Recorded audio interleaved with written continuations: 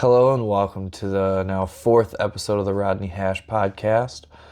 Sorry for the long break. As you guys can tell, I have improved my audio quality, so hopefully this will be a little bit better for you. It'll also be the first one that I'm about to bring out to Spotify too.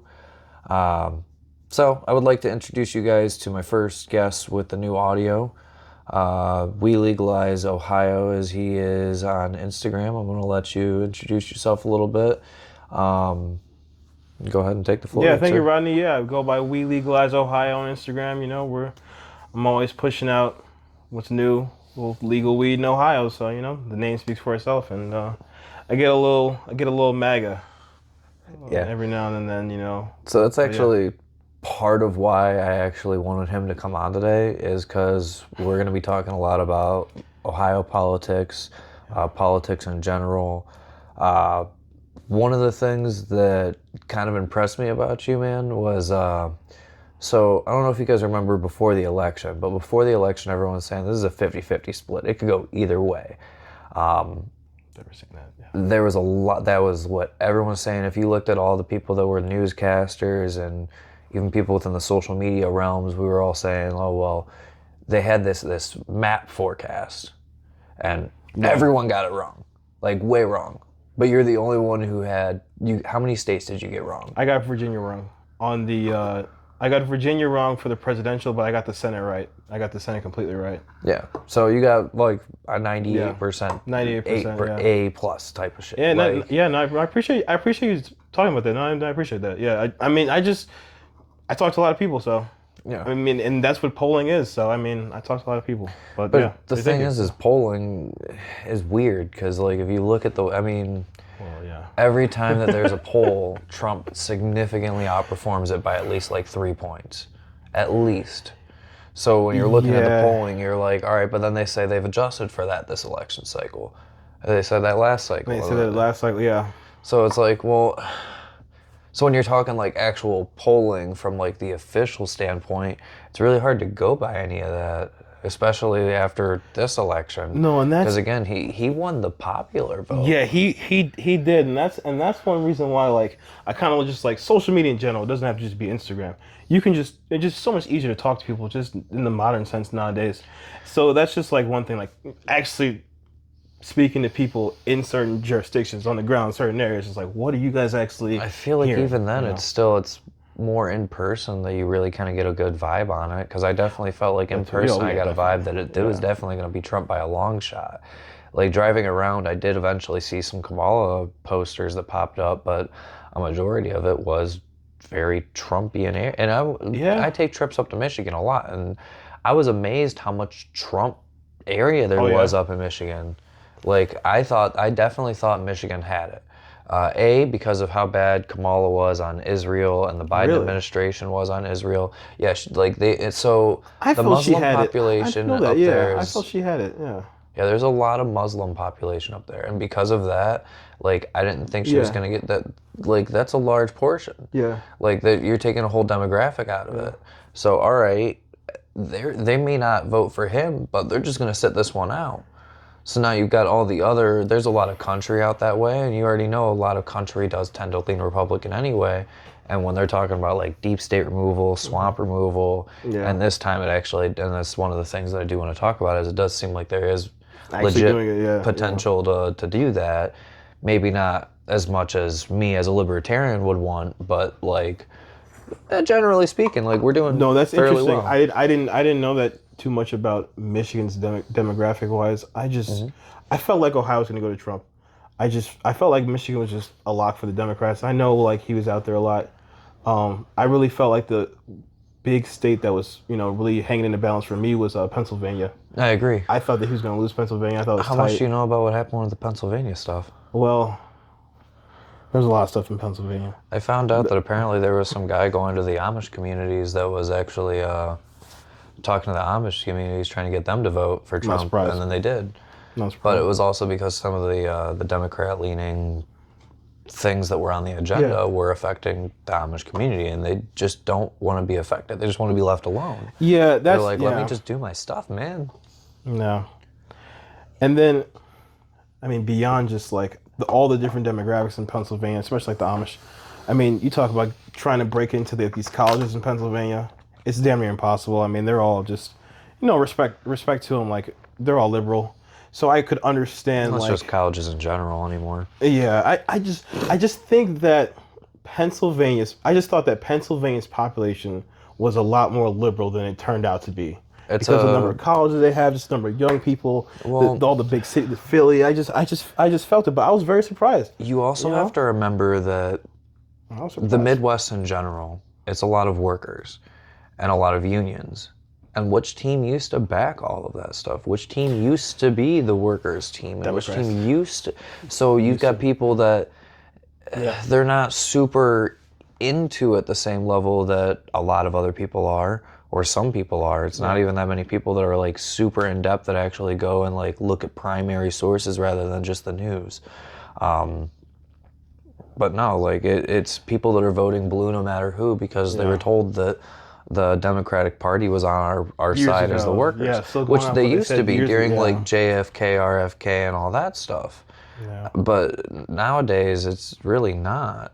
I mean, you could say that the Clinton administration did a couple of good things, but because there's still things that are still standing from it. But Hillary, we all know why she lost. That's a very interesting subject. Yeah. That's so but you're right though. With the Democrats definitely being more for the working people, like for years. I mean, I know a lot of people that voted for Obama twice, voted for Trump 3 times. Yeah. Especially I wasn't able to vote during Obama, but I definitely supported him. I was getting into it, but I was definitely all for Obama. I didn't even looking vote back, I started finding out some of the crazy. Do you know that he killed American citizens overseas? Oh well, yeah. I didn't even vote in 2016 for either. But yeah, behind that, like Obama did a lot of stuff, and it's just like, again, this is all alleged. Some of this is all alleged, but like, I mean, there's stuff that went on with Iran. I mean, the whole Trump spying thing. I mean, that was towards the end. Oh, I mean, there's documented stuff when we're talking about like there's enough documented stuff to where it's like, yo, like this isn't. There's a reason that I would affiliate with the Libertarian Party more than the left or the right. Remember, like they're both kind of. No, they're both definitely. They both definitely got their skeletons in the closet. They both got their demons. I was just gonna say, remember though, when Obama first made his initial push in like 2007 or 2008, around in there. I mean, you had every press outlet just saying like, oh yeah, we got to put this black guy in or else you're racist. He's the next coming of like, I feel like the that savior. It was just all in. Yeah, but you also had the same people that were saying that he was the Antichrist too. A lot of people were saying that, yeah. Yeah, I mean, I definitely remember, but I mean, he ran against McCain. He ran against John McCain, yeah. Just to prove how much like racism there really is out there, just like lightweight. I remember one of my friend's mom had like a "Hi, my name is Barack Obama" and then like a gunshot thing, and it's that was her ringtone, bro. That was her text tone. Like, it's brutal out here, man. People take politics. Yeah. I mean, I'm one of these people. Like, I've said a lot of stuff that people don't like. It happens, but like, yeah, no. It's back then, just like seeing it as a kid, Obama was like my first impression to like what politics looks like. A lot of people, maybe older, they've seen like Reagan and stuff like that, but Obama was like my first taste of like seeing what politics really looks like. The positive from Obama is I feel like he actually did help with the racism thing just because of the fact of him being so much of a statesman. Well, yeah. Especially us going from this. We went from Obama to Trump, man. We went from one of the most statesman president ever to fucking. We went from Bush, which was Trump. Like the guy holding the flag upside down, to fucking like, whoop. to Obama, the most statesman-like. So it just made him look even better as like a person in general. Oh, yeah. So for like a lot of people don't realize it, but that did put something into perspective for a lot of people in the rural areas that don't necessarily interact with like anyone with any melanin in their skin. Let's be real. Like, I didn't realize this being black. I didn't realize this. Like a lot of people some people have never even like met black people. Still in America in some places. Like this is what my friends told me. Yeah, when you go out to the country, like I didn't know that. I was really? Oh, yeah. It makes sense. I get it though. Well, I'll also be there's certain parts of certain states that are just really white. Yeah. Like Northeast Ohio, really white. Like especially once you start going into Ashtabula County, like aside from the city of Ashtabula County, it's like you're looking at like an Iowa area. Iowa's like, it's like really pasty over there. Like the sunlight hits it and it just kind of reflects and like starts bothering like solar shit. Yeah. You think it's a solar flare, but no, it's just the sun hitting No, Iowa. yeah. Ohio's got a lot of Amish too. Ohio's got a lot of, they've got their areas. Yeah. Again, Northeast Ohio's got a very large Amish population. Yeah. Actually, that's where, what is that Amish TV show? Like Amish Mafia? Something like that? That's like, oh. Yeah, that's Northeast Ohio, Oh, bro. yeah. I don't know if I've seen that. Yeah. But yeah. I mean, Northeast Ohio, Amish Mafia. Pretty cool. I could be getting like the name of the show wrong, but I know there's a TV show about it. And it sounds familiar. Yeah. It sounds familiar. But yeah, so now that we got to pause here, a couple of things that I did want to talk about that I know that everyone's going to want to really talk about, and we're going to go on to first, is what's going on with the Ohio GOP and Senate Bill 56. So yeah, explain. Yeah, this is a bill it just passed. Today we are, what is it, April 28th?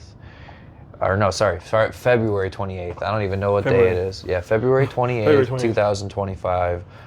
Senate Bill 56 just passed the Senate committee vote, which I will say the person who is my elected representative voted yes on this, and I will say that my elected representative, come next election cycle, I will be very, very, very hard pressed to be voting against him and to be very outspoken against Jerry Serino. You, sir, are going to be voted out. You're the weakest link. I believe his son has a podcast too. Oh man, that's even better. I have to get on there and be like, bro, why does your dad suck? I literally called him like 4 times. And did they answer? He didn't answer. The staffers answered, and they kind of were like, yeah, okay, we'll pass the message along. And I'm like, dude, please don't do this. So there's a lot of issues with it. It's not good for the industry. It's not good for Senate Bill 56 as it stands. What it does is it increases the tax rate, reduces the plant count for home growers. It eliminates the social equity program, caps flour at 35%, extracts at 70%, which is nuts. Eliminates gifting in any sense of the order, so me passing a joint to you is then illegal. They also increase the penalties for all kinds of things within it. Lengthen the time it takes for a background check for all kinds of stuff, which if you're in the industry, that's already one of the big hurdles is, like even if I do get this job after having 3 interviews, now I have to wait 30 days for my background check to clear. And then it reduces current square footage on cultivation spaces. That's what I wrote in like really tiny letters. But yeah, it's a lot. I mean, there's a lot that they want to do. Yeah. And none of that's good. What do you think? What do you think? What's going on? Why do you think they're even trying to do this? Well, that's partly what I wanted to ask you about, because I'm like, I don't get it. Like, so we were talking before we turned the camera on a little bit about it, how like I don't understand, because I don't think it's going to pass the House. At very least, not as it's written. Right. Like, because I agree. I have talked to my senator within my district, or my House of Representatives rep, and he said that seems like just a Senate thing, and they're all gung-ho on it, and which again, this is we really the first don't time, want to touch it. Because they've done this before, where it passed the Senate, then it didn't pass the House at all. Yeah, it just died. Like, I don't even think they voted on it. They just kind of let it die in the water. So it's just a Senate thing. Yeah, I was thinking that too, and I'm just like, again, this is one reason why I wanted to talk to you. I'm just like thinking the same thing. They either they know it's not going to pass the House, and they just want to keep, I guess, virtue signaling or acting like they're doing something for whoever cares, or they actually feel like it can pass the House, and this is the one time it might actually get through. Because if it passed the House, DeWine's going to sign it. Yeah, DeWine will sign this all day long. DeWine is on statement saying that he's not as bad as the Jeff Sessions comment saying that good people don't smoke marijuana, but it's, I don't remember the exact quote, but it was up there. He doesn't think it's good. He said that like through legalizing it through like legislation, and he doesn't think it's a good idea, something along those lines. And I'm like, homie, like, you're in a swing district. Like, you got to remember that. Like, yes, Ohio has voted red for a while the last couple of federal and state elections, but that's only because the Democrats have ran such a bad campaign. To be fair, yeah. Like, people say that Kamala ran such a great... she did not. Like, the messaging was cool. I get it. Hope. But she didn't represent that. Like, Obama ran on change. No. Obama was change. Technically. Whether it be through policy or not, he was a change for the culture and a change for the better in a lot of ways. Which it ruins a lot of these swing states, yeah. And in all honesty, like, his opposition both times were pretty shitty. They're weak, yeah. I mean... We had, Mitt Romney, and who was the other one? John McCain in 08. Yeah, Yeah, Romney neither one. 2012, yeah. None of them were good. Those were all, like, super war hawks, so the people all are anti-war. The population is anti-war, but our federal... That's another thing I want to talk about is, like, federal policy stuff is, like, it seems like there's just war hawks on both the left and the right. On both sides. And it's like, yo, 100%, like... yeah. I mean... There's war hawks on both sides, man. This is why, like, sometimes, just kind of like a segue. This is kind of like, or side note, this is kind of like, sometimes I'll say I identify with my politics more as, like, America first rather than just, like, conservative or GOP or right wing. I wouldn't necessarily always say that I believe in all of that, whatever that means, because a lot of that is, like, you've got what we call neoconservatives, neocons they identify more as, like, the right-wing establishment. But they want war. These guys, like, I don't even want it. I mean, everyone knows these names, these senators, Lindsey Graham, and the whole crowd, Mitch McConnell, who now says he is not running. He just had another falling incident, I don't want to talk bad about this guy, but I mean... How is he still running? How is he still in the Senate? Like, I get why he's not in leadership, which is crazy, because, like I was telling you before, like, the whole reason Matt Gaetz, like, everything came out with the Matt Gaetz scandal is because of Mitch McConnell. Because Matt Gaetz pushed him out. Now, I'm not defending Matt Gaetz. Like, if that evidence is out there, dude's a piece of shit. Yeah. I liked his cannabis policy because he was a Republican that was pro-cannabis. He was one of, like, 2 Republicans that voted yes on the MORE Act. So, like, cool. Which, on the MORE Act, I think that was actually just kind of like, they didn't think it was going to pass, but they knew that Kamala's biggest complaint was, well, after Tulsi Gabbard pointed it out on the debate stage during the primary cycle, last election cycle, you put more black men behind prison for weed offenses than anyone. They're like, oh shit, she's right. They found out. They got brought up. All right, I'll co-sponsor this act. Yeah. Which, it was a good bill. Don't get me wrong, but, like, again, I don't fully understand why Republicans... I think we were talking a little bit before. I think it's because it's like these older Republicans that are very anti-weed. They're still stuck in the reefer madness. It goes back to DeWine and Speaker Huffman. Their same ideology, because they're all the same type of neoconservative, what I would call them. Yeah. Like, even forget. Like, and Huffman's the guy who brought Senate Bill 56 to the floor. He's also the guy that he didn't even quote his own bill correctly. He said that it cut the plant count down to 2 plants, which I'm sure, in his opinion, if he could, he would. I'm sure he'd like that. Yeah, good point. Yeah, he would like that. He can't do math. I don't know if you've seen that quote. No, he would like that, but yeah. 6 plants a day, or 6 joints off 6 plants, it gives you 60,000 joints a year. Yeah. Like, what the fuck are you talking about, bro? Like, you didn't, none of your math made sense. This is like 6 times 6 is 36 for 1. For 2, like. But and then and this guy, he switches chambers and keeps pushing this stuff. Like, he was in the Senate. He was the Senate majority leader. And then, he switches chambers down. He ran his terms out in the Senate. So he can't even run for another, what's it called? Election cycle. Yeah, he can't even run for an election cycle. So he switches over to the House, which is the whole thing about term limits. Like, if your term limits are up in the Senate, all right, so let me switch over to the House where I don't have any limits on myself. I can run this cycle up. Yeah, there's got to be a limit with career politicians in general. Yeah, like, there's a lot of things that. Yeah. Yeah. DeWine went from the U.S. House to the U.S. Senate, then to, like, the Ohio. I don't even remember. Like, then to the Ohio AG. All types of stuff. The problem is, a lot of these politicians, when they're voting, when people are voting, they'll run on that. They'll be like, "Oh, well, I've been in politics for years, so I know what I'm doing." And it's like, but do you though? Well, do you though? I mean, you've been running things for years, and things are running into the ground, not running very well. It seems like to be a good leader in politics, you got to be a good negotiator, and that's something I actually heard from a friend of mine who I do jiu-jitsu with, who's a firefighter. Yeah. And because we were talking about the mayor, and like trying to litigate what.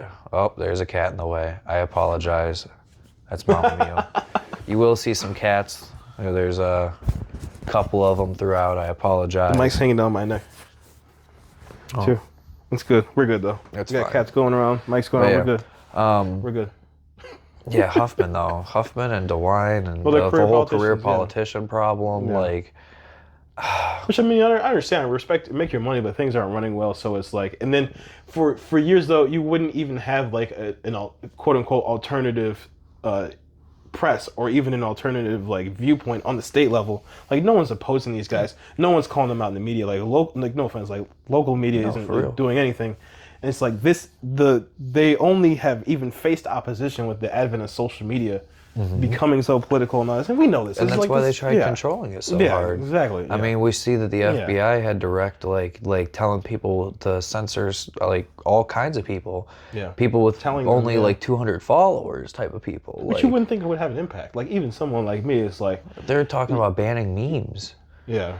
Well, they do in Europe. In Europe, you can get arrested for posting memes. And this is not a joke. You can get arrested for resharing a meme. Yeah, you don't even have to be the original author. Yeah. And that's a clip that went viral recently. I didn't even believe that, and that's this is real. Like, but that's where we do have the freedom of speech. That's why the founders are so brilliant, because not a lot of countries do have that. Very forward thinking. Because like, yes, like we still have courts and everything else. Like, yes, they can railroad us and do all kinds of things, and it's not a completely unlimited right. Like, you can't shout fire in a crowded movie theater, things like that. But generally speaking, we're allowed to say, the government totally, we can make a song that says, the government totally sucks, you motherfuckers. The government totally sucks. Can't do that in China. Nope. You will be in the internment camps. Like, bro, have you ever seen the girl who escaped from North Korea? Yeah, she was on Yeomi Park. Yeah. Oh my God. Yeah, that's like, if we really if we truly cared about other people's freedoms, we would be over there. Yeah, we would. But we're not, because if we did, that means more with China. Mm-hmm. Yeah. Well, we're kind of over there. We're in South Korea, but I don't know how much longer that's gonna last. Yeah, but South Korea is different. North Korea is the lips of China, whereas China's the mouth. That's I'm butchering the quote, but it's. I know what you mean. Yeah. But there's a lot to talk about with China. That's a whole thing. But yeah, I mean, I just want to say, in terms of the way I see the Ohio establishment, or what you would call the Ohio neoconservatives, they just either have to somewhat appease big pharma donors, allegedly, or they just really feel or think weed is harmful based on their past own outdated experience, outdated knowledge, non-scientific knowledge. It has to be something in there, because none of this is logical. Weed can help people in many ways. We all know this. But to keep going after it when people aren't even being harmed in any sense, and when it also costs more law enforcement resources, so none of it makes sense. So I don't. And we've got the areas that really need it. It's strange. That's such a low hanging fruit. They don't have time for all that. Yeah. And they're trying to again increase penalties on it. What? Why? And so with the Ohio GOP, they're saying that the Ohio voter didn't know what we voted on. The bill was called Regulate It Like Alcohol, dude. Yeah, what do you mean we didn't know what we voted on? We want to be... I should be able... I'm legally allowed to set up a still in my garage, brew some beer, and share it with you. I am. Even within... and that's way more harmful. And that's way more harmful than weed, yeah. Yes, I am... But you can do whatever you want with alcohol. I'm allowed to... So within issue 2, I'm allowed to grow it, but I'm not allowed to, extract it with BHO. Understandably, but there's still But still, I mean, it's still less than alcohol. Yeah, but so we're still in all honesty, I think people that voted on that bill thought it would be more liberal than what it actually is. Oh, well, yeah. And yeah. Because when I think of agree. alcohol, I I mean, think of it like, I've got a whole yeah. bunch of bars right up the street from me. Of course. Like, I expect to be able to go and buy it and did. consume it, and like a smoke lounge.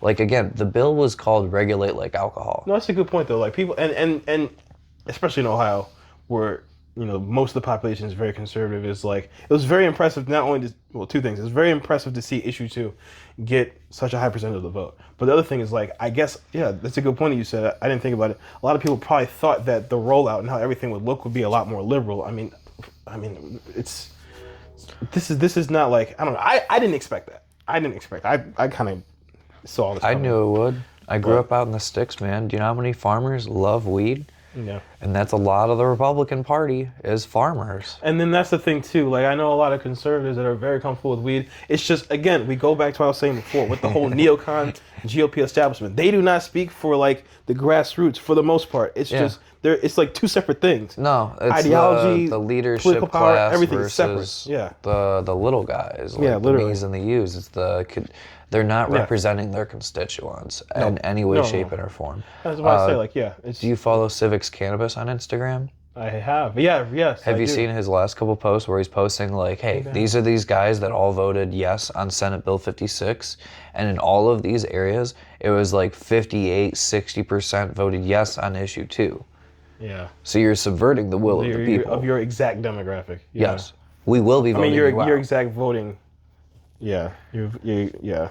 Like, exact voter base. If any of you senators are listening, like, get your licks in now because you're out. Like, even in what, as someone like me who's really, I'm really into elections, knowing that 2023 wasn't off-year election because it's not presidential, there wasn't even a gubernatorial election that year. Oh. Not even a midterm. It's an off-year election, and to see... And that's why they set it up on that. Yeah, to see... Because they knew the voter turnout wouldn't be high, and usually when a voter turnout isn't as high, it's usually an older population, which tend to be more conservative-leaning, especially in Ohio, and especially on cannabis.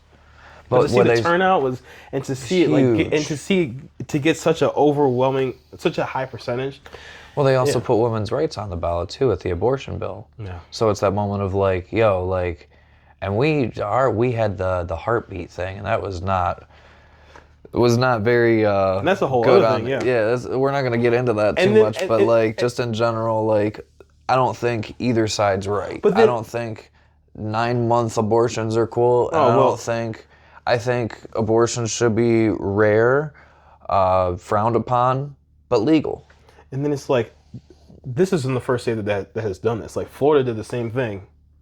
Right after, like, Florida had cannabis on the ballot, and then abortion, a litany of other things. So then that tells you there's obviously groups that are trying this sort of like a tactic. Like, let's have both of these things on the ballot at the same time. It's like influence the turnout. There's that whole thing that I saw going on. But yeah, like, I know in Ohio that a lot of the population is conservative, but they are very comfortable with weed. Again, that's separate from just, all I'm saying is it's just separate from when you see, like, Speaker Huffman, or when you see Mike DeWine out there, or even Moreno or J.D. Vance, when you see them speak about cannabis, they're speaking for themselves, and I hate to say it, they're speaking for the donor, more of like the elite country club class. They're speaking for them and what they hear on a daily basis. They're not speaking for the grassroots who has more of a direct knowledge or a direct understanding or even a direct impact on, like, and the funny part is, that's not to say that those country club guys aren't that. No, I know, right? Because in all reality, all of the owners in Metric are all country club guys. I know a buddy of mine that knows. But yeah, you're right. I know a buddy of mine that knows the owner of Clutch from the country club, like. And it's not. And it's not to hate on any of them. Yeah. We all have our hobbies. I love jujitsu. There's a lot of really cool. It's just how they try and set up these narratives. It's how they try and set up these narratives in the media based on how you identify, or maybe even how you look as a person. It's just all identity politics and all scam. Like, identity politics is all scam. Like, and this is and I had to say this. They're trying to separate us rather than divide us. Or separate and divide us rather than letting us unite. Yeah, and I respect, like, okay, Trump ran against Hillary. Trump ran against Biden. Trump ran against Kamala Harris, and even Obama. I respect having identity politics at, like, the forefront, like, oh, vote for a woman or vote for a black guy, or but you gotta put a good one. I respect it, but it's like, still, like, give me. I would love to vote for a woman for president, But you gotta give me Gabbard or something. Yes, like that. exactly. That's exactly what I was gonna say. Which give me someone that doesn't suck. Give me someone that's semi-anti-war. Yeah, I've heard that's probably next. Like Gabbard, Vance, JD Vance, Gabbard for the next 2028. I've heard that's next. We'll see. We'll see how they do. Maybe they've got. This is still early on, but like that's what I'm saying. Like someone that's competent, and it's like if you're going to involve, I'm saying if you're going to involve identity politics, have some intelligence and competency behind the person, or more or less behind the issue. Don't just tell me like, oh, you're black, you gotta do what I say, and all that. Well, that's that's the arguments with the DEI politics stuff. Is that moment of like, all right, like. I get that we want to have a more diverse workforce. I get that. And I'm black saying this. But like, we can't sacrifice, like, all right, if you've got two people with the exact same scores and you want to go with the black guy because you want more diversity within the workplace, that's fine. But if that black guy has like 6 less points in different categories and the other guy, regardless of his skin color, has 6 more points, you shouldn't be choosing the black guy just because of his skin color. Exactly. That's not fair to the end user of whatever the product is or thing that's being made. It defeats the purpose of even like trying hard. It's just like, oh, I qualify because of the way I look. It's not even just that it defeats the purpose in trying. Like it does, but like it. How do I put it?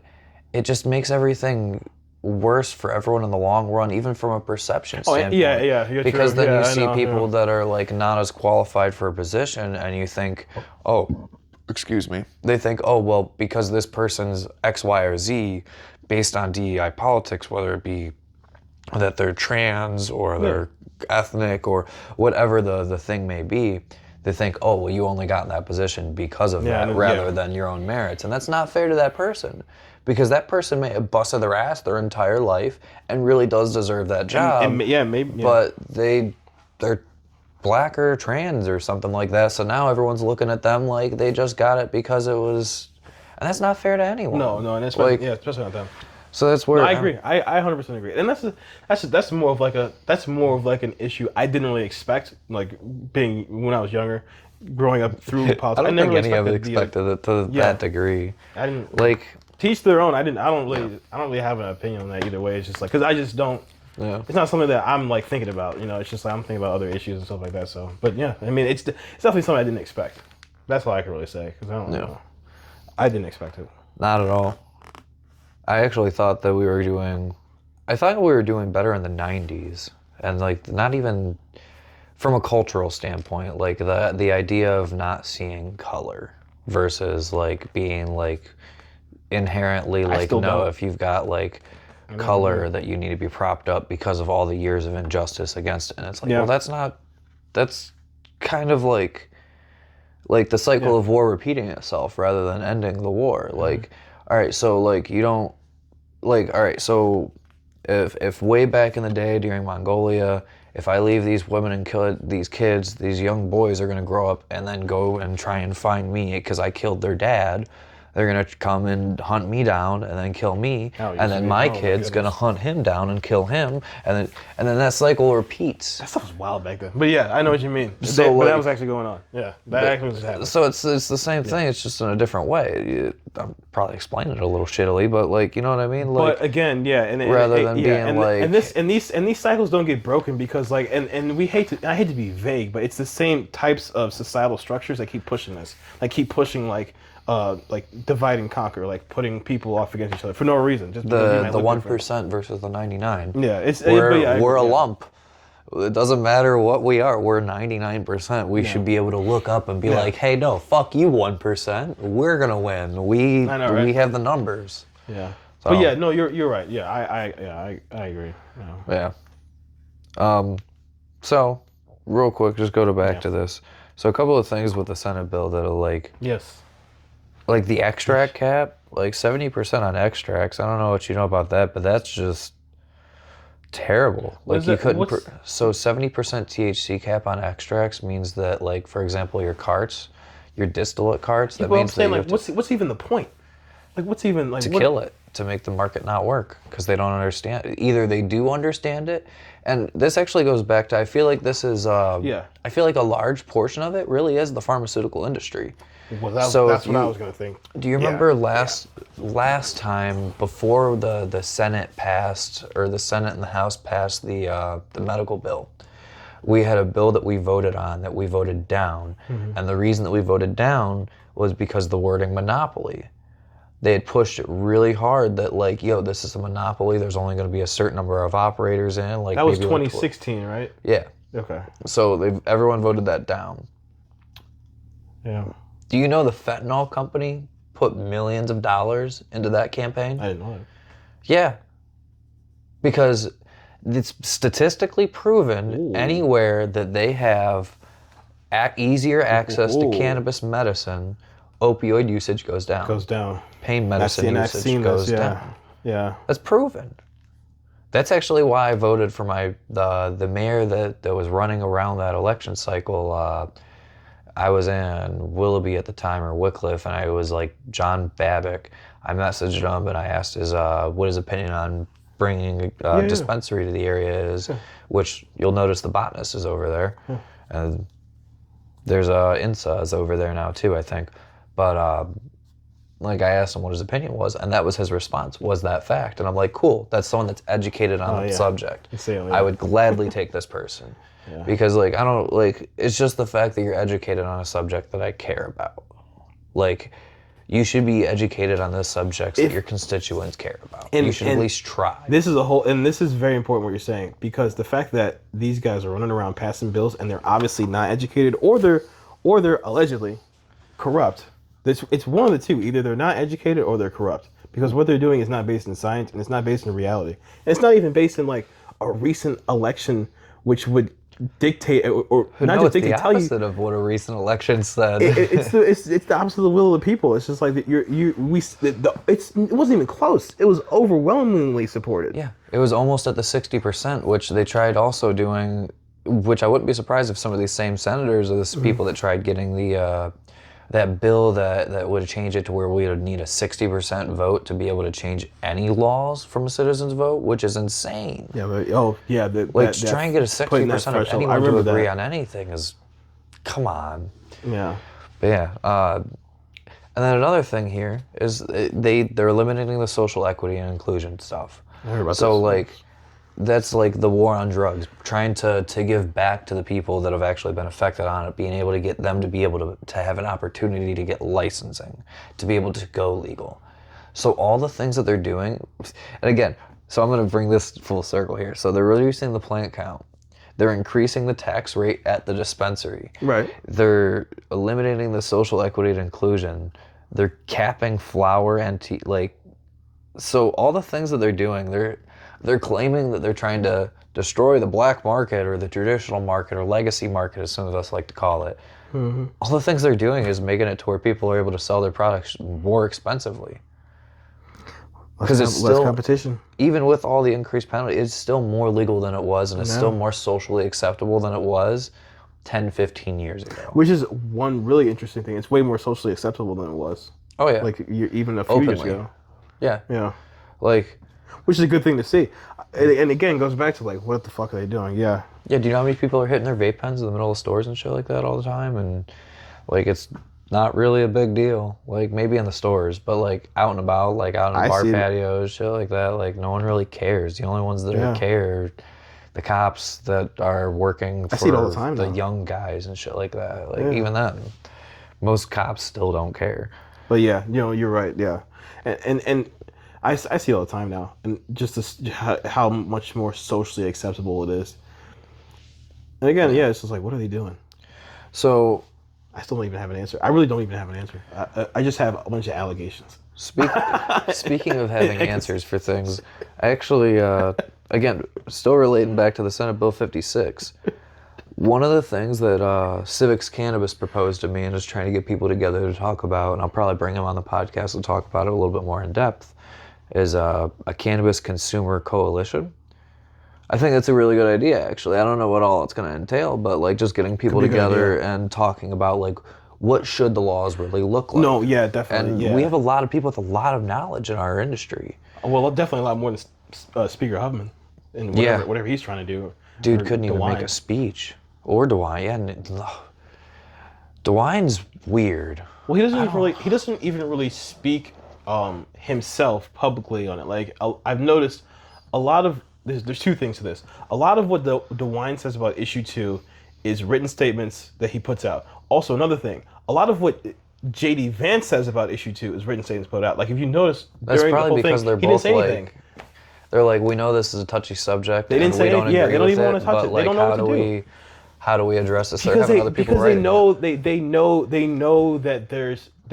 that you're upsetting people that they need. You're upsetting. I hate to keep making it sound vague. You're upsetting donors. You're upsetting people that won't support you financially because they don't support this issue. But like then you have your whole voter base, super conservative, older upper class. Yeah, that's really the only people that I could see imagining being like, that's against it. Yeah, is the super older conservative people that like own Cleveland Clinic. Yeah, which actually that goes back to what I was saying about how like the big pharma is definitely very heavily involved. And then we have Cleveland Clinic. That's Cleveland Clinic, pharma, Mayo Clinic. Like we have a lot of really big hospital systems and really big. I mean, Vivek came from Ohio. Where did he get his money from? Yeah, pharmacy. Yeah, which actually I feel like this is a good transition point over to it. So we were going to talk about it. Vivek running for governor. Vivek, 2026. So that's where my biggest, so as far as Vivek goes, there's some things I liked about him, especially early on. I think, especially if Trump would have gotten jailed and pulled out from the election one way or the other, I think Vivek would have been the person that I would have voted for. Yeah.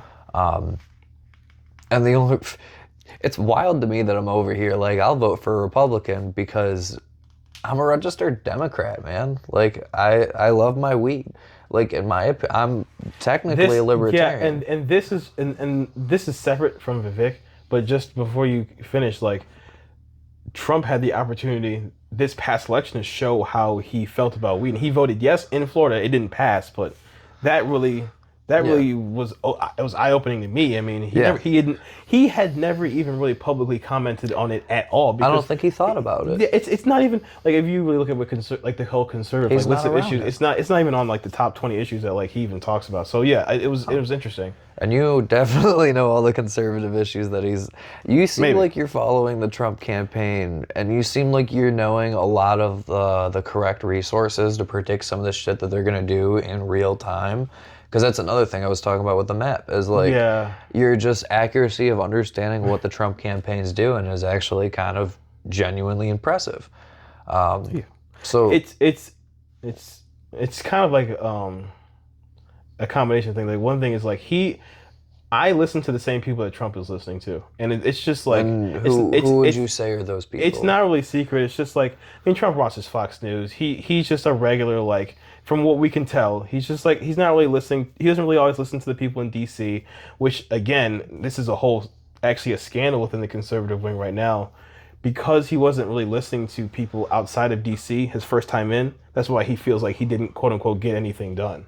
Like now he's listening to more people that are outside of D.C., mainly media people, a lot of people that are just like daily like news type of guys, because a lot of the advisors from D.C. they come in from the lobbyists, they come in from the establishment. And again, like we were talking about the President of the United States, he's got sources all over the world. He's talking to world leaders and their sources, people around them. And that's why it's so important that Tulsi Gabbard got the DNI position, just because of the fact that she writes the newsletter that he receives every day. Oh yeah, well and that's a whole. That's huge. His intel was like, even with me, I know people. I won't even get into names. I know people in DC openly admitting that they were trying to subvert his will. Oh they well, yeah. Openly saying they're still doing it with the FBI information. Yeah. Well, yes. Well, actually, this is a perfect segue into the FBI Epstein file stuff. Oh, I know. Like, did you see what's going on with that? Yeah. And they're supposed to allegedly release it. Yeah. Pam Bondi said that it's on her desk. Well, the problem with that is not all of it's on her desk. Kash Patel got confirmed, and with that being said, there's a branch in the New York FBI Manhattan that has actually been withholding like thousands of these documents. SDNY, Southern District of New York. They are also prosecuting. They prosecuted Trump. They're prosecuting Epstein. They're prosecuting Diddy, and the same person it's the same department. Yeah, but continue. Yeah, a lot of people don't know this. So they're withholding like the only thing that was on Pam Bondi's desk is the stuff that I think got released like within the last day or two. Yeah.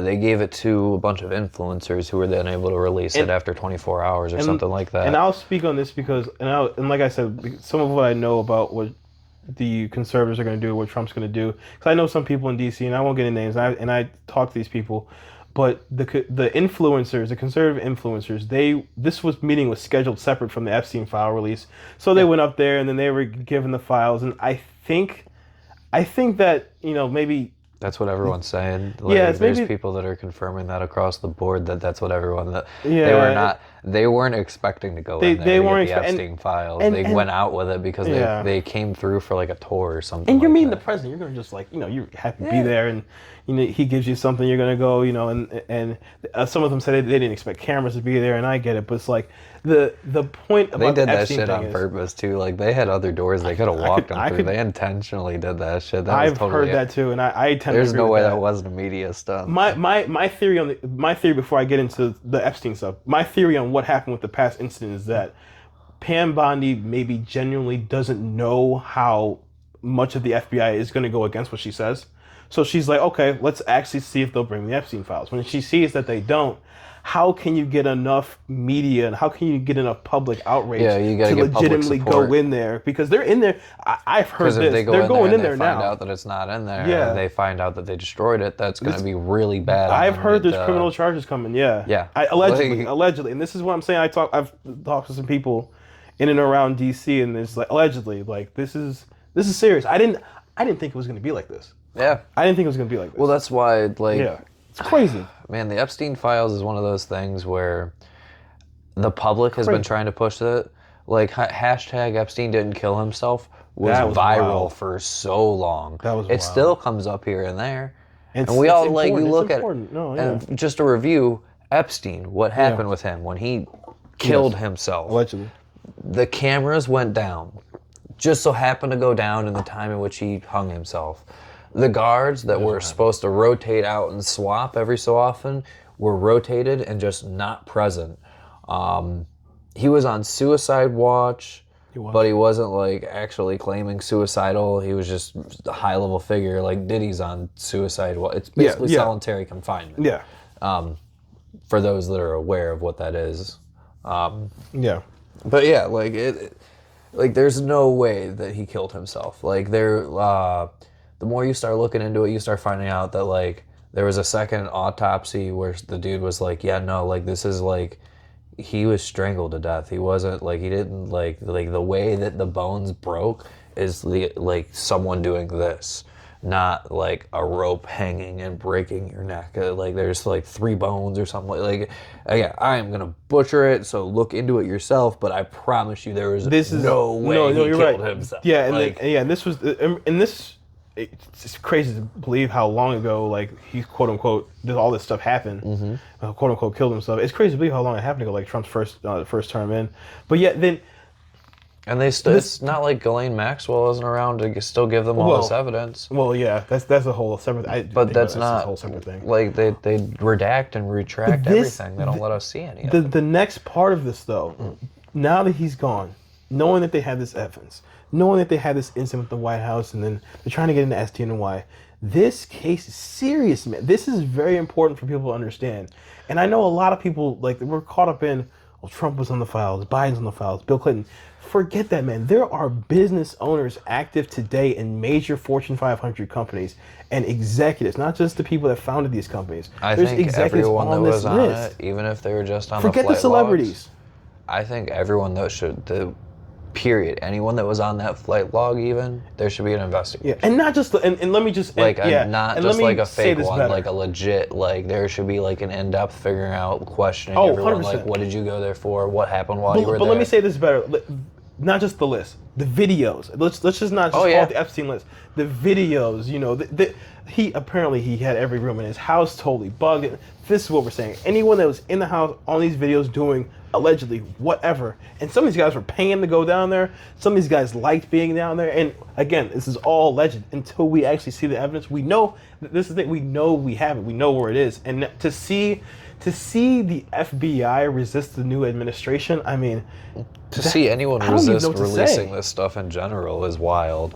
Not even just like I get resisting the Trump administration. That's nothing new, but resisting like this guy was a serial pedophile that literally like essayed tons of people just to be YouTube safe, but like literally like documented so much stuff that has come out, and like he's affiliated with all these people within the intelligence agencies and everything else. Like, well, that's the whole thing too. Yeah. And I'll be honest, the intelligence agencies are not doing so well this election cycle. For a lot of reasons too, yeah. But that's why, honestly, I think the most controversial picks of Trump's cabinet, I think, were some of his best ones that were like the Kash Patel. Oh, I agree. I'm surprised Pam Bondi got so in there so easy, seeing what she's doing right now. Honestly, Tulsi Gabbard, who's another one that was actually like a decent one. Oh, RFK. Yeah, RFK Jr. Which a lot of people have given it like. It's amazing to me that when you look at how the votes fell for both Tulsi and RFK, how much of the left did not vote for either one of them? None of them did. It was all Republicans. I thought the Democrats were going to give him. I thought they were going to run RFK. I thought the Democrats. I think they would have if not for the establishment. Oh well, yeah. I think it's the DNC establishment that was not having it. Or Michelle Obama. Well, or Oprah Winfrey's. I was thinking of a lot of names. Yeah, Hillary. I mean, even like Chelsea Clinton. I was thinking of a lot of names. Like I was thinking of like Meghan Markle. There were talks of that. But Tulsi, AOC. I'll be honest though, the thing that really surprises me more than anything is Tulsi Gabbard, because she hasn't. Like, I can see RFK, because like with him with the vaccine stuff. Right. All right, you can make the argument. All right, whatever. But with Tulsi Gabbard's the only negative thing Tulsi Gabbard ever did was she spoke out against Hillary Clinton. And then as soon as she did that and she went after Kamala during the primary debate during, what was that, 2020? 2020, when she was after Kamala, yeah. So it was really like 2019, but the 2020 election cycle. So like she went after Kamala and Clinton, and after that they were saying she was a Russian asset. Like, this is a woman who like literally served overseas in a medical unit and still to this day has top secret level clearance. Yeah. She's gotten that clearance tested multiple times. She's not a Russian asset. Because if she was, they wouldn't have given her top secret level clearance. Yeah. Which that stuff like that wasn't even really brought up. No. During this whole time. No, what they brought up in the most that they brought up was why do you support what's his name, Edward Snowden? Yeah. Because she had previously said that Edward Snowden was a hero for coming forward about it. Because what Edward Snowden revealed was that the government has been spying and collecting mass amounts of data on all of its citizens, which they are not legally allowed to do per the Constitution. The other thing that they said about her that they didn't like was her opinion on the FISA, which is like the basically the same thing, data collection stuff. Like, they don't think that you should be data collecting on all of your citizens, because that's not what we stood for. We are the country of freedom, not the country of fucking censorship. No, 100%, yeah. Yeah, so it's like... No, I'm agree. She's never done anything super, like, Republican-y. She's never done anything super, like... that would piss off the Democratic Party than that. Yeah, I didn't think it would be so controversial. That's why I'm kind of was like, kind of sitting here like, whatever. Like, I was kind of like, whatever about how did she not get a single Democrat I didn't think vote? It was so controversial. Yeah. Yeah, like, I didn't expect that. Yeah. She's still the same person. She still holds the same values. And this is again the same thing for me personally, is the Democrat. I did not move away from the Democratic Party. My stances on weed and women's rights and so many other things are still the same. thing. But the Democratic Party moved away from me. And they the Democrats have exploited their minority groups. Like, they've exploited men. They've tried. But that's black men, women, and they've done a lot of it. And it's just, it's just. And then they're mind blown when Trump ends up getting the most Latino votes that he's ever gotten. Which is why. He's got the most black votes that any Republican's ever gotten. Which is why so many people, Trump supporters like myself, this is why we were maybe so rambunctious after the election, because, like, we know this. Trump's like this. He doesn't change. He says what he says. But when you have people that believe the media and believe stuff from these obviously Democrat-leaning outlets, it's just hard to break through to them and tell them, like, this is just not the case. It's just hard to sometimes get the count. We're not even always saying that we're correct. Sometimes we're just saying, like, just look into what we're saying about these people. When it comes to Tulsi, when it comes to Trump, when it comes to RFK, just look into some of the stuff about these people. No, they're not perfect, but it's like, if we sit here and look for a perfect human every time we're trying to have a politician, we'll never have a politician, period. Yup. Like, half the people that I know in my life, including me, we're not perfect. We've all done things that we aren't proud of. Maybe young, some people know about it. Some things are public now. Some things are on social media. It is what it is. To be honest, when you start looking into some of the best politicians and the best leaders, they sacrificed a lot, specifically their family. They were not great to their family. Like, let's talk about Brazil. Bolsonaro. I don't know anything about it. Cool. So they call him Trump of the tropics. He's trying to, like, make quote unquote Brazil great again, and then 4 years ago. Tell me he's not actually saying that slogan. No, he's not. It's just like how he leans. But, like, he was stabbed. He was stabbed in 2018 when he was running for president. But I'm just saying that just so, like, there's a lot that happens. Like, I forget the guy. I think it was the prime minister of Slovakia. Forgive me if I'm missing it, but it was like, I think it was Slovakia. The prime minister. One of them just got shot and got hit. I mean, Trump got hit in July. Another guy tried to shoot at him. I mean, there's a lot that goes on, like, with these politicians being in the line of fire. And Steve Scalise got shot years ago, and it's just like the Trump assassination is the thing that changed the world. Like, little lightweight without actually changing it. Like, it's dangerous out. But that incident. Imagine if he hadn't turned his head. We'd be living in a completely different world right now. And I hate to be so, like, casual about some of these points that we talk about, but it's like, I expected them to try and kill him, knowing the way that the deep state operates. Yeah, Tucker Carlson literally said, if you look at the track record of the CIA, you look at the track record of the FBI, and his dad's from CIA, so, like, you want to talk about someone that knows the track record of the CIA. CIA.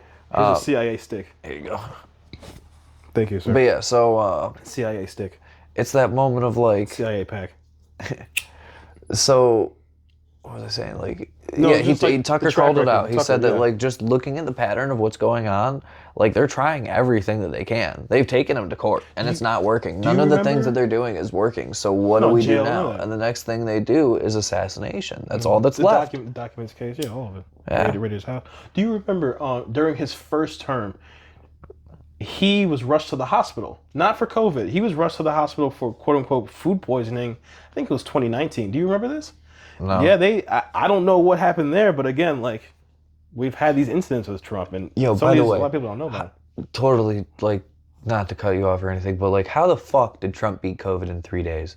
This man eats nothing but McDonald's. He's, like, older than fucking dirt. Like, he's been around since forever. Have you seen the photo of him on the plane and RFK's looking at the McDonald's? Yes, like, shit. And he's like, he's like, I don't want to be here. He's like, I don't have to actually eat it, right? I just have to do the photo op. Yeah, oh, God. But I gotta give Trump credit for, like, coming across the aisle and trying to get Gabbard and RFK on his team. I didn't expect him to do that. I'm really glad he did. It was big for me. Like, it's big. You gotta come across, like, to those that will listen. Across the board. Yeah, that's not something that happens. For me personally, people that don't want to listen, sometimes I get a little mean. Sorry, but if you don't want to listen, shit happens. Might smack you up. You feel me? You know, I'm from Cleveland. You know, you don't want to listen, it might smack you up. You know, it is what it is. But yeah, like, and that was also, like, me personally trying to convince someone like you. Like, I know you're libertarian. You know, the whole thing with Ross. What's it? How you pronounce his last name? Ross Ulbricht. Ulbricht. actually seeing him get pardoned, that was incredible for me. Yeah. Just to know your reaction to that. That was incredible. It's huge. I couldn't believe. I didn't think he actually was going to do it. But that's that's a huge shout out to not only Ross Ulbricht's mom, but Dave Smith too, from the Mises Caucus Party, or the Mises Caucus branch of the Libertarian Party, and Angela McArdle, the previous chair of the Libertarian Party, especially Angela McArdle and Ross's mom. Angela McArdle was very heavily talking to Trump throughout, like, the actual come up to him becoming president, everything else. She brought him to the Libertarian National Convention, and I think that actually put him across the board. He needed to. I think that's the thing that gave him the actual popular vote. He's a bashful asshole, but he has common sense. And people, and his mouth's his worst part. Yeah, no, this is the exact point. And let me just explain this for a second. The thing about Trump is he is trying to get a reaction out of you when he is being bashful like that. That's the point. Sometimes that's clickbait. In order to get people to watch things, this is what happens in American society. I think he's done TV enough to where, like, I don't even think he's necessarily trying to sometimes. I think it's just built into him. I mean, like, how long? That too. Like, but you get what I'm saying. Like, it's just, they brought you're going him back to The Apprentice, didn't they? Yeah. Like, they tried doing The Apprentice without him, and it didn't work, so they brought him back. Because they're like, yo, man, like, you're just... It's entertaining, man. It is. And I'll be honest, like, in real life. I miss the entertainment value of it. There's a lot of shit that, like, I haven't gotten anywhere near as much of it, but, like, there's just some of the shit that dude says is just, like, fucking hilarious. You remember when he was big on the wall thing? The wall thing cracks me up. I'll never forget his State of the Union address. That I quote, he said, walls work 99.9% of the time. And then the examples he used. Walls worked in Iraq. Walls worked in Berlin. Walls work in, Walls worked in China. And I'm like, first off, homie, China. Did you watch Mulan? Didn't work in Berlin. Did you watch Mulan? Mulan, oh my God. I don't think the Mongolians would agree with you. That's a whole thing, What's the other one? Berlin. Like, the wall isn't what stopped people from coming over the wall. It was the people on the other side and with guns that were stopping you. It wasn't the wall. What was the last one? Walls worked in, what was it? Not Iraq. He said, was it Israel or something like that? I don't know. And it was like one of those ones where it was like, homie, that's not, they hate each other. The walls are there because they hate each other and they're segregated. That has nothing to do with the walls working. And like, they're terrible examples, but it was just funny as fuck. Also, I missed that. Yeah. It's also like, you can if you can separate policy from the man. Yes. Then there's that whole thing too. Yeah, and that's a big thought. Yeah. Here's the thing. It's entertaining too. Biden, during his administration, was trying to put us under a Schedule 3 rather than Schedule 1 federal policy. I don't know why they didn't do that.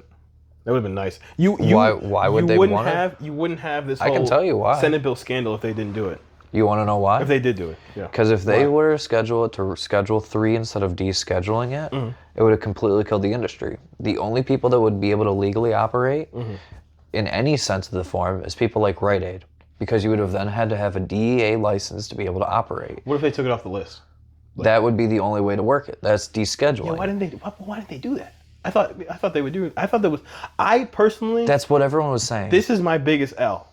I 100% was convinced, even though I didn't vote for him, I don't really like a lot of his policy. I was 100% convinced Kamala, Joe Biden, they were going to push this through. I saw when Kamala had all those people at the White House. They were talking about it. I 100% I think that's why they were doing the Schedule 3. I thought he was going to do clemency. I think they knew what was up, and I think that's why they wanted to do Schedule 3 rather than deschedule. No, RFK will deschedule, but not for that reason, not for the health reason. They'll deschedule because they need the DEA resources to go after the illegals. They need to free up law enforcement resources. Maybe. That's a whole second. That's what I've heard, and what I think also, and what I've seen by the way they're moving. It's just like they had, I don't know. From what I've been understanding, they've been kind of dropping that ball, which is why they're trying to put all the people in Guantanamo Bay, and I'm like, oh no, we aren't gonna. No, that's not gonna start happening till the summer. Okay, so let's talk about this for 1 second. the whole deportations thing. They're sending people out, just doing a little bit right now. They need to pass money through Congress so they can get the funding to get more ICE agents. I don't even think they have the legal amount of manpower to do this, because you see a lot of states are just saying no. So they're gonna have like some numbers. They'll get a few people here and there for a while, but I think once they can get funding through Congress, and they might need to pass a few laws, and then twist a couple of these governors' arms and get a few things going. They really have the action that they want to. Because I've heard insane numbers, Rodney. I am just like, oh yeah, me being, how I say, America first. Me having that sort of like out view on. Well, politics. Just look at what happened in New York with the hotels. Yeah. It's crazy. I didn't know it was quote unquote so bad. I also don't believe some of these numbers. I don't know. I haven't seen like. They've literally filled up like multiple like New York hotels, and they're paying for them to stay there. I've seen some of the stuff in Cleveland, just a little bit of it, not too much. But I'm hearing crazy stuff out of Chicago, New York, like you're saying, like especially New York. Yeah, I've heard New York specifically is like it's. Not even so much Florida. And it's literally anecdotal stuff, so I don't really know how much I really believe, because some of them could just be people's perspective of stuff, because I've heard other things from other people, you know what I mean? Yeah. Could also be like regional, depending on where you live. Like Manhattan isn't exactly the same as downtown. That's like saying like Mayfield is definitely not the same as downtown Cleveland. Yeah. Big difference. Yeah. Cops are assholes in one areas. The other ones, they're just like, leave me the fuck alone. I don't want to deal with another murder today. I was so convinced. I was convinced that Biden was gonna deschedule. I didn't think he was gonna do 3. I thought he was just saying 3 just to get the public reaction, see how many people really. See, now that was the hope, and I'll be honest. That was my when seeing that that Kamala did the co-sponsoring of the MORE Act and everything. I was and this was a while ago. I was genuinely hopeful that they were actually going to try and do something with it this cycle, because that has been a Democratic talking point for a while. It hasn't been on the front lines at all. It's never something that you see talked about during the primary debates or anything like that, even though people are very clearly, for it. How many of the swing states have it legalized? A majority of them. Well, let's actually go through it. Yeah. So Arizona, like Michigan. Michigan has it, yeah. Michigan has one of the most open politics for like, that's why everyone in all of the Midwest goes up to Michigan. Yeah. Arizona, they have it, right? They have. Arizona has it. Yep. Is theirs recreational? There is recreational. I think so. They're a vacation state too. Yeah. What about? Pretty cool. I didn't know that they were a swing state though. I didn't realize that. Yeah. They've got. I know PA is, and PA's got at very least a medical program. Nevada is Nevada a swing? Does Nevada count as a swing state? I guess. Yeah. I don't know. Now, I just know a lot of the Midwest is. This is a whole separate thing. Like, what counts as a swing state? And this is why I was like, I appreciate you bringing up like my accurate position on the map, because this is why I was kind of like being a little aggressive after the election. I'm like, whoever is telling people anything about like polling, they need to be listening to me. No, I'm just kidding. But like, just go out and talk to people, just like you said before. It's like literally just go out, literally just drive around in an area and look and see how many Trump and how many Kamala signs you see, and you'll get a gauge of just that area. Like obviously Ann Arbor. Yeah. Super Kamala. But and then to see how accepted cannabis is across the board, not just in swing states, even some deeply red states. It's just like for the Democrats to do, back to what I was saying, for the Democrats to do nothing in terms of like rescheduling, descheduling, seeing that it's a major bipartisan issue, for them to not even do anything, it was just shocking. So at least Obama put out the Cole Memorandum. What the Cole Memorandum was, it was before that happened. That was when you seen raids in dispensaries in California. Do you remember those days? I remember hearing about this. Yeah, dude. Like, you could be operating, like, completely compliant. You could be 100% on board with everything the state says that you have to do, whether it be changing your labels or your design has to be on point, whatever it is, you could still be raided. Who is like, is this a DEA, like, Is this It's like a a DEA DEA thing. type of thing? Like where Yep. they're going after people? DEA Okay. is in charge of Not really like that. a state thing? What? Like a state or like a state So police thing? so federally, it's the DEA. Yeah. State has their own individual stuff, But which for the raids, locally, like for those, like back in those days, like for those days, that was the feds. That was the yeah, DEA. okay. That was the DEA going in there. Because it seems like California like kind of doesn't really care, like as Which is my point. state, So yeah. after the Cole Memorandum, the DEA stopped. Because what the Cole Memorandum said is that if there's a state and they have laws different than our laws, specifically regarding cannabis and drug policy, we are not going to interfere with those. We are going to understand and we are going to let them be as is. Basic federalism, which is all we really want sometimes. Yeah. Like, Which is with crazy. Separation of powers. Like, hold on. Like, the fact that the president has to say, "Oh, federalism is a thing," like, it's crazy. Like how powerful Washington D.C. is, which is, I think Washington D.C. is out of control. I think it's way too powerful. I think we agree. need I think Washington D.C. We need needs more like, anti-federalists. Yeah. We need more power to the states. yeah, Which I think that was one Exactly. argument that Trump did have right with the abortion thing, but I still don't think overturning Roe versus Wade is good. He himself didn't make that decision, but he did put people into the power to be able to make that decision. I was gonna say putting the justice, and you kind of knew they were gonna do that.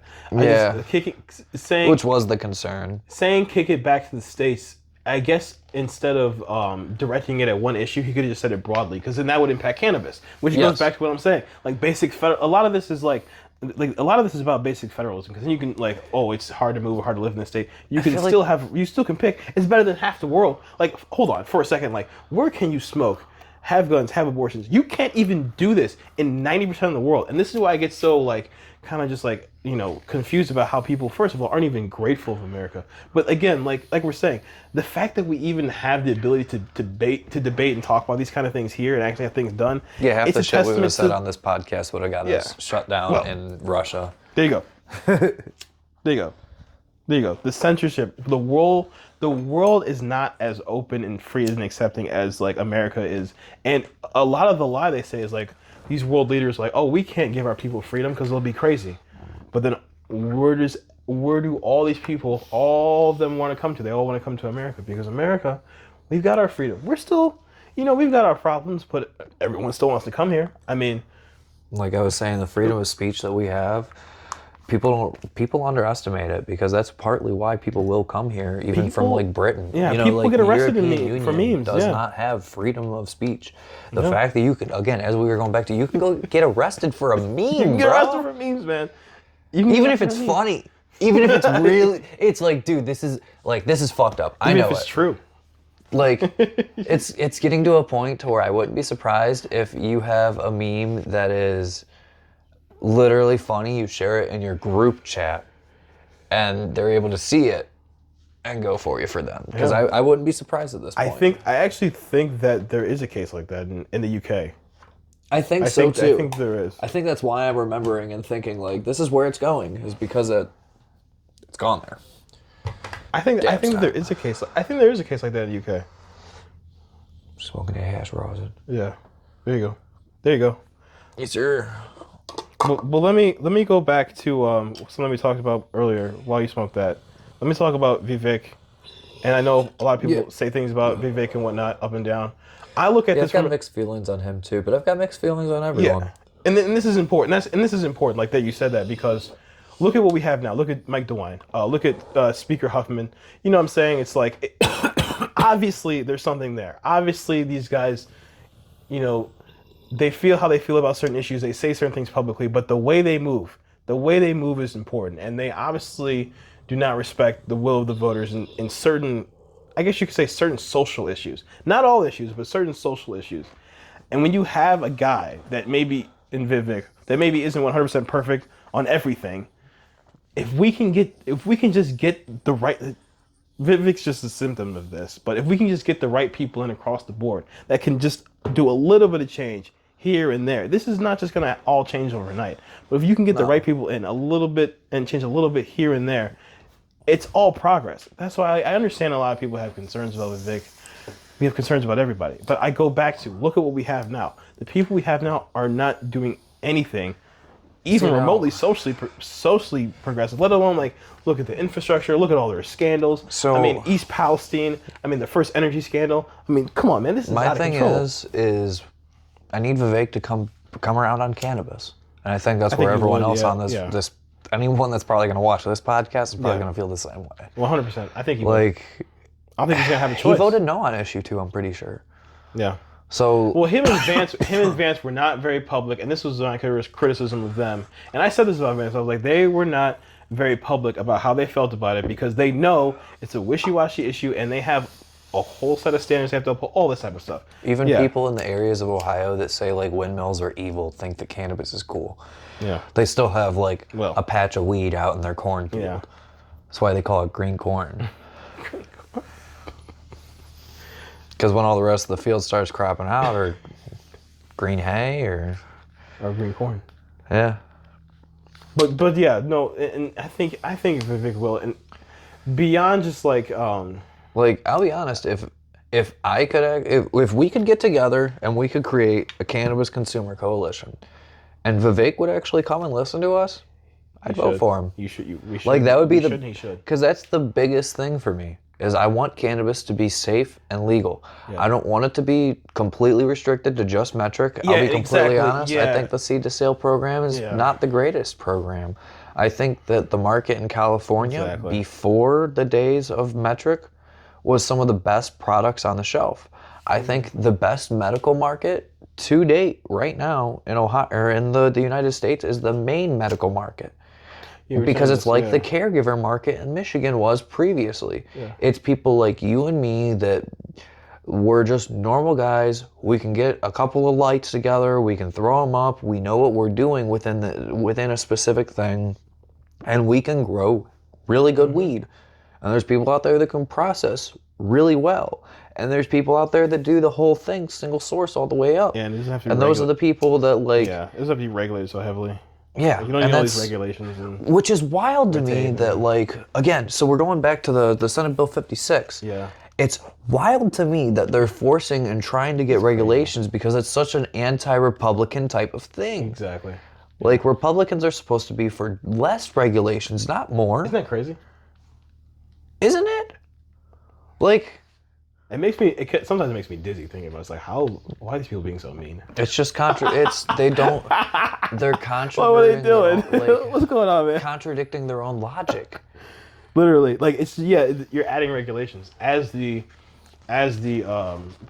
conservatives that say that they don't like regulations. You're adding regulations to this. Yes. I mean, there's not even like... And nonsense regulations. Like, there aren't even, don't get me wrong. Even poll numbers on this stuff. I'm sure nobody would support this. I am not completely against regulations, but what I am completely against is nonsense regulations. Because there's some common sense things out there for sure. Like, I do think yeast and mold tests are important. But I will also be honest, I think that a lot of them are kind of bunk the way that we do them. I think the way that we have the testing in general in Ohio and all across the board is bunk. Like, testing for THC can be off by up to 10%, and most people don't know that. That stuff that you have that's testing at 35% might not even be 35%. I learned a lot of stuff from you. I learned a lot of stuff from you. It could be like 25. But people need to know. This is why I'm just listening. You just explained it. Yeah, because I've learned a lot of stuff from you. Yeah. It's like there's a lot of shit that's just... And marketing doesn't help any, because there's still a debate between indica and sativa, and that shouldn't even be a thing, man. Like, once you start learning about terpenes and what really makes a plant and what really, the chemical makeup of it and how it all works and what does what, like, you start going, oh, it's just a myth. It's not about the morphology of the plant, because the terpenes are what really dictate how the effects are going to hit me. And I may have something that grows like the morphology of a sativa, but the terpenes on it are all indica terpenes, so it's going to hit me like an indica. And to think that Steve Huffman or any of these guys know the intricacies of all this. No. That's just one level of it. Yeah. They don't even know how many joints to grow on. All right, and that's another thing that pisses me off is, like, we're talking about like how to measure it. Yeah. Like, you guys aren't even... All right, you want to know what that is a debated topic, but one of the most commonly agreed upon parts of that debate is probably like grams per square foot. How many grams per square foot can I yield? Right. Because and the only reason that that's even a thing, rather than how many grams can I get from one plant, is solely because of the fact of the way a lot of these regulators regulate it is based on your square footage that you're allowed. So what they do is they figure out what's the best plant to grow grams per square foot. Or you could say, again, I'd personally prefer, like, I can get about, like, 150 grams of dried weight off this plant. Right. But they don't understand how that translates either. That may be a lot to them, but in all reality, it's not. That's really not. If I'm only getting 150 dried weight off of it, that's really not that much. To say that they would know, it's to say that they would even know that what is a lot, what isn't a lot. Yeah, to say that they even know that. And this is what I was wondering too. Like, a lot of their just like public statements, just like obviously show that they're looking at this from like still a base reefer madness level, not even like a remotely scientific level, which I think is the most interesting thing about cannabis in general. Just like how ignored and how like, you know, shit on the scientific aspects of the plant are. Like, but it's one of the most researched plants out there, arguably. So interesting. The effects, different strains, different ways to grow. Even though it's benefits, everything. It's one of the most restricted plants to be able to research. You have to have a license to be able to to research a Schedule 1 drug. You need a specific license for that. So, like, even though it's super restricted, it's still arguably one of the single most researched plants in the world. Yeah, it is. Yeah. It's highly desired.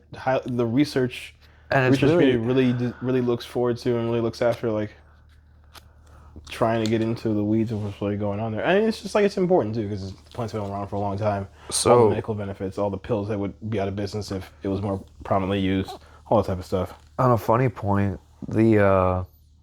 oftentimes conservatives are very religious, right? Do you know where THC and CBD, the molecules, were discovered? I feel like someone's told me this. Israel, the Holy Land. Dr. Raphael McCollum, father of cannabis. Yeah, and then that whole area, all the stuff that's come out of that area specifically, like that. They've got a lot of crazy research. Yeah. They've got a lot of really cool shit. Well, that's in general. R.I.P. Dr. Raphael McCollum, by the way. Right. Well, and that's like, that area is like, how was it, to like add on to what you're saying, that area is kind of like the cradle of civilization. It's kind of like where everything kind of really like started from. Just that whole like North Africa region all the way out to like, you know, Eastern China, that whole area. Like, because no one was in Southern Africa. No one was even in Europe at the time. At least that we can date it back to. From what we know, DNA. yeah. And that's what right. I personally am of the opinion with the whole like Graham Hancock, like civilization is cyclical type of thing. Like, if you look at the oldest religion in the world that's currently practiced today, it's Hindu. Well, in the Hindu religion, they believe that there's humanity goes through these time periods of creation period, of sustainability period, and then destruction period. Yeah. I only know that because there's the god Shiva, and Shiva is the god in Hindu religion that had something to do with cannabis. That's about as much as I know about Hinduism as well. Yeah. I've heard these before. But you watch my videos. Yeah, right. I've learned a lot of this stuff from you. Yeah, I appreciate it. Yeah. And then I do it all for you listeners. I don't get paid for none of this shit. It's just for fun and because I care. I want to build a community, you know? No, amen to that. Like, I wanted to talk about this. And this has kind of been very interesting for me. I don't really know. I don't really have a dog in this race, or however you want to say it. Is it the UFOs? No, well, we can get to that too, but the whole... We'll get there. There's going to be UFO talk. Oh, yeah, we'll get into that and what we have and what they don't have.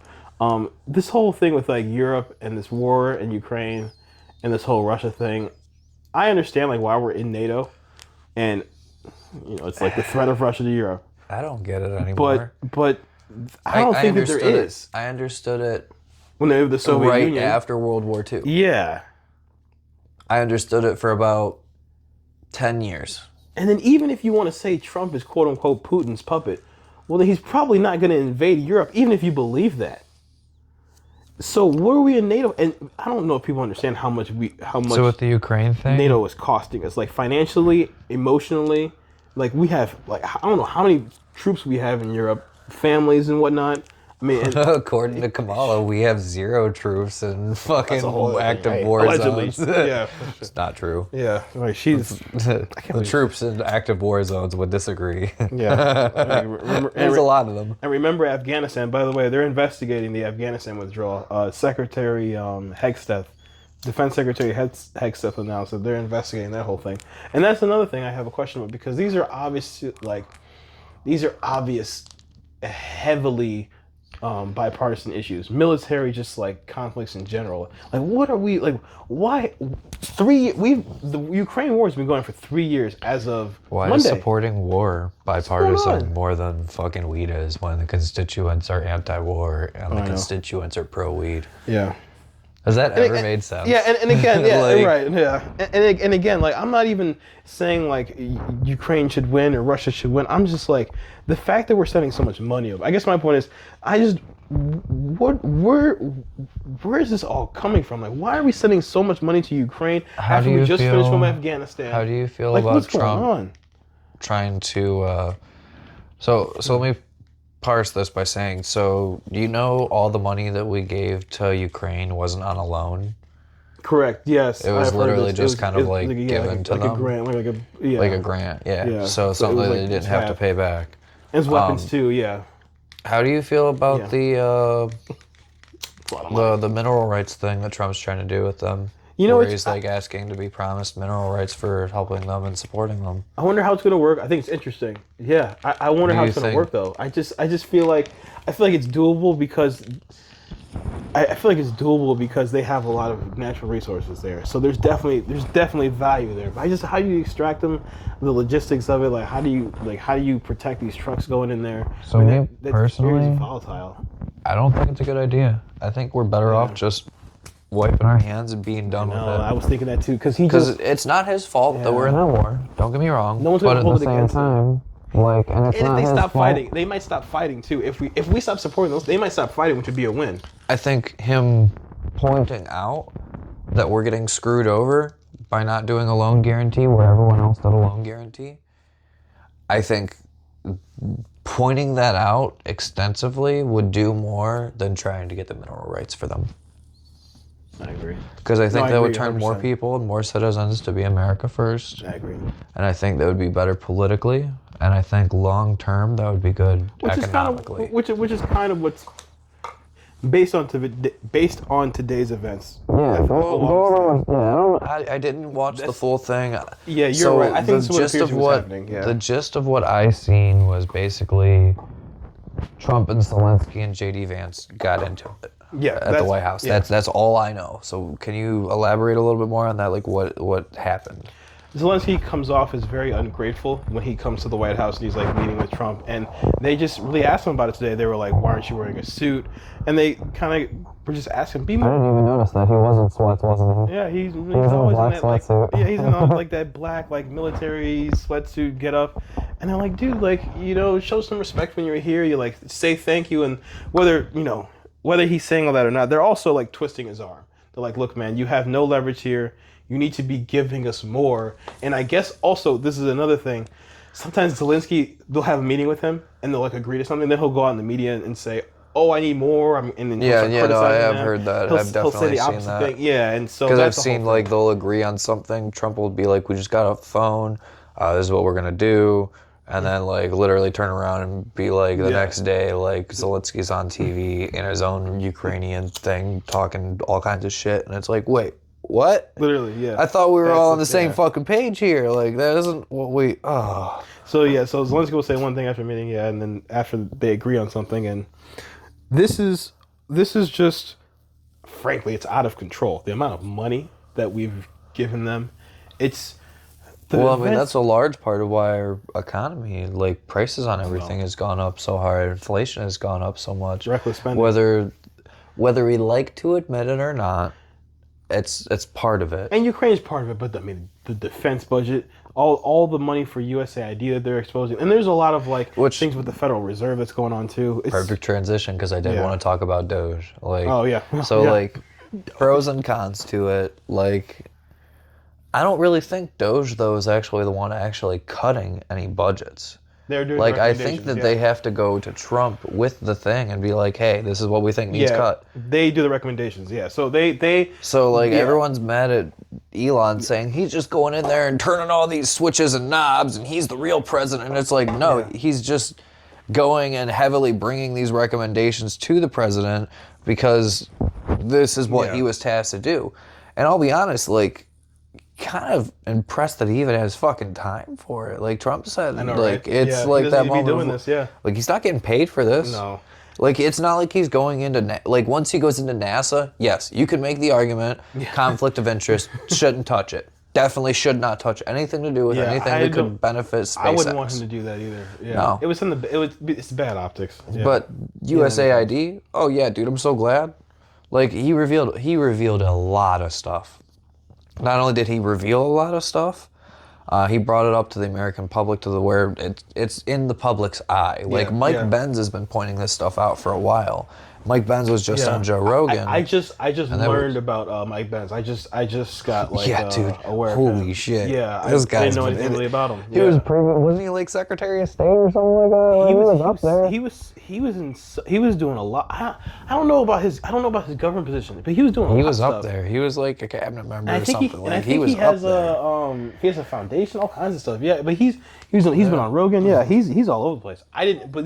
With this whole USAID thing, I really didn't know a lot about this stuff. When this all started coming out, I was like, okay, I expected this type of spending. But then I'm seeing like, they showed a video today of like a migrant facility, and it's just $18 million into this facility, and there's no one there. There's never been anyone there. It's been open for 3 years. No one's ever been there. And then you see like Secretary Loeffler. I forget which. Where is that? This is like somewhere in like Texas. Like they have all these like facilities, like these migrant facilities that have been getting money, and they're just totally empty. And then you've got like Secretary Loeffler. I forget which agency she's over, but she goes into the office and there's no government workers there.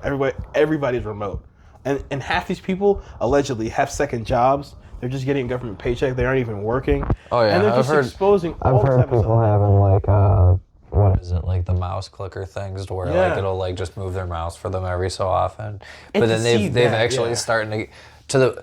And I know that that's a thing because they've started to make anti-mouse clicker fucking software that they've implemented into the government that they're using to try and fucking track people to get that shit. Working. And then they've made better software that gets around that one because of the way they've figured out how the detection tool works, and it detects the pattern. And if you follow this specific pattern, they notice it. Man. So they change the pattern up based on every so often, and then they charge you more for it. This stuff it's serious. They're serious with that stuff, man. Yeah, dude. Yeah, that's all true. And that's a part of like the whole point is like they're exposing so much, like it's not just corruption, it's just waste.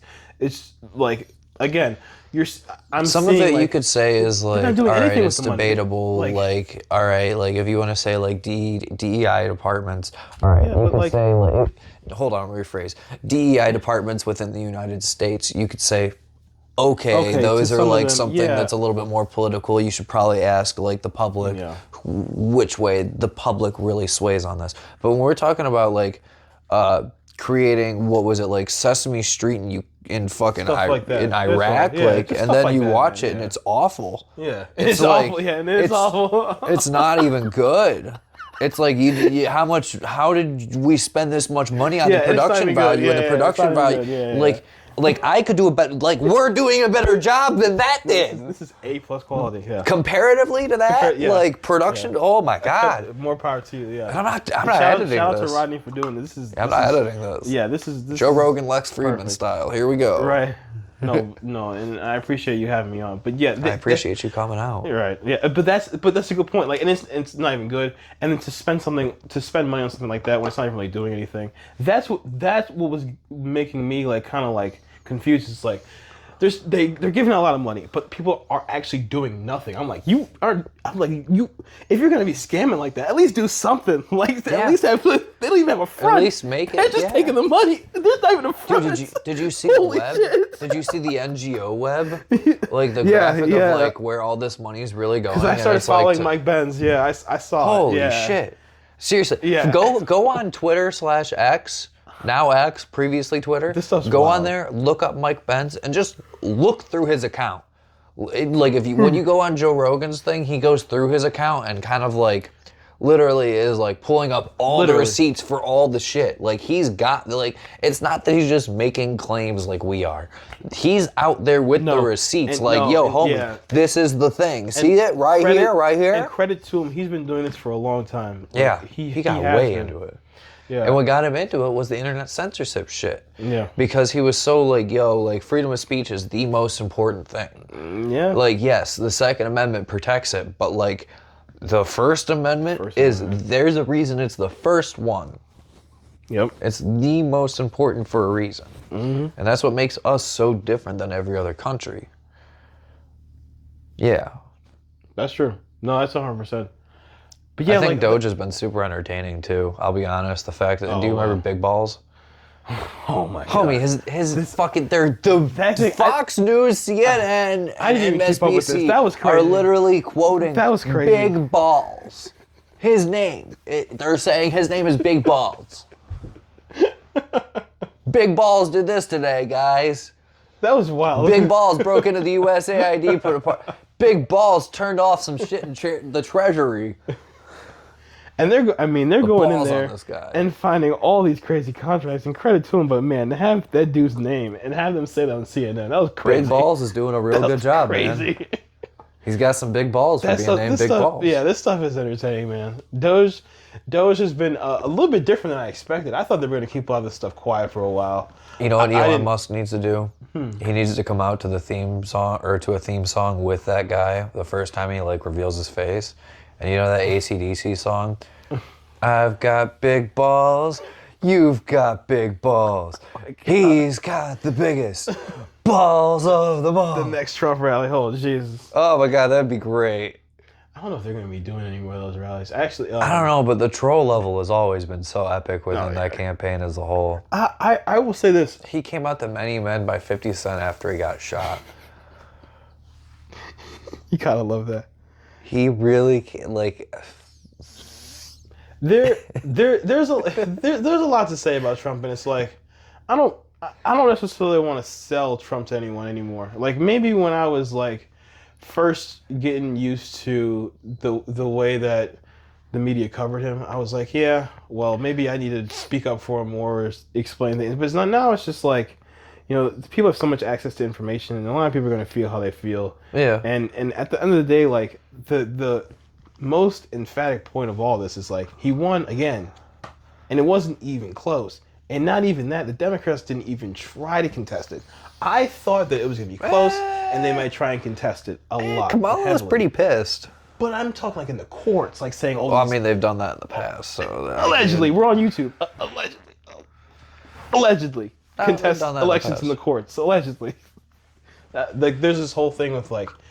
And we could talk about 2020, but it wasn't even about like ballots. It's about like the way they changed certain laws. They didn't go through the state legislature. That's a whole separate thing. But yeah, I was very impressed like with the turnout electorally. And there's a lot of things that people will say about the way we vote, and allegedly. As Trump says, he won too big to rig.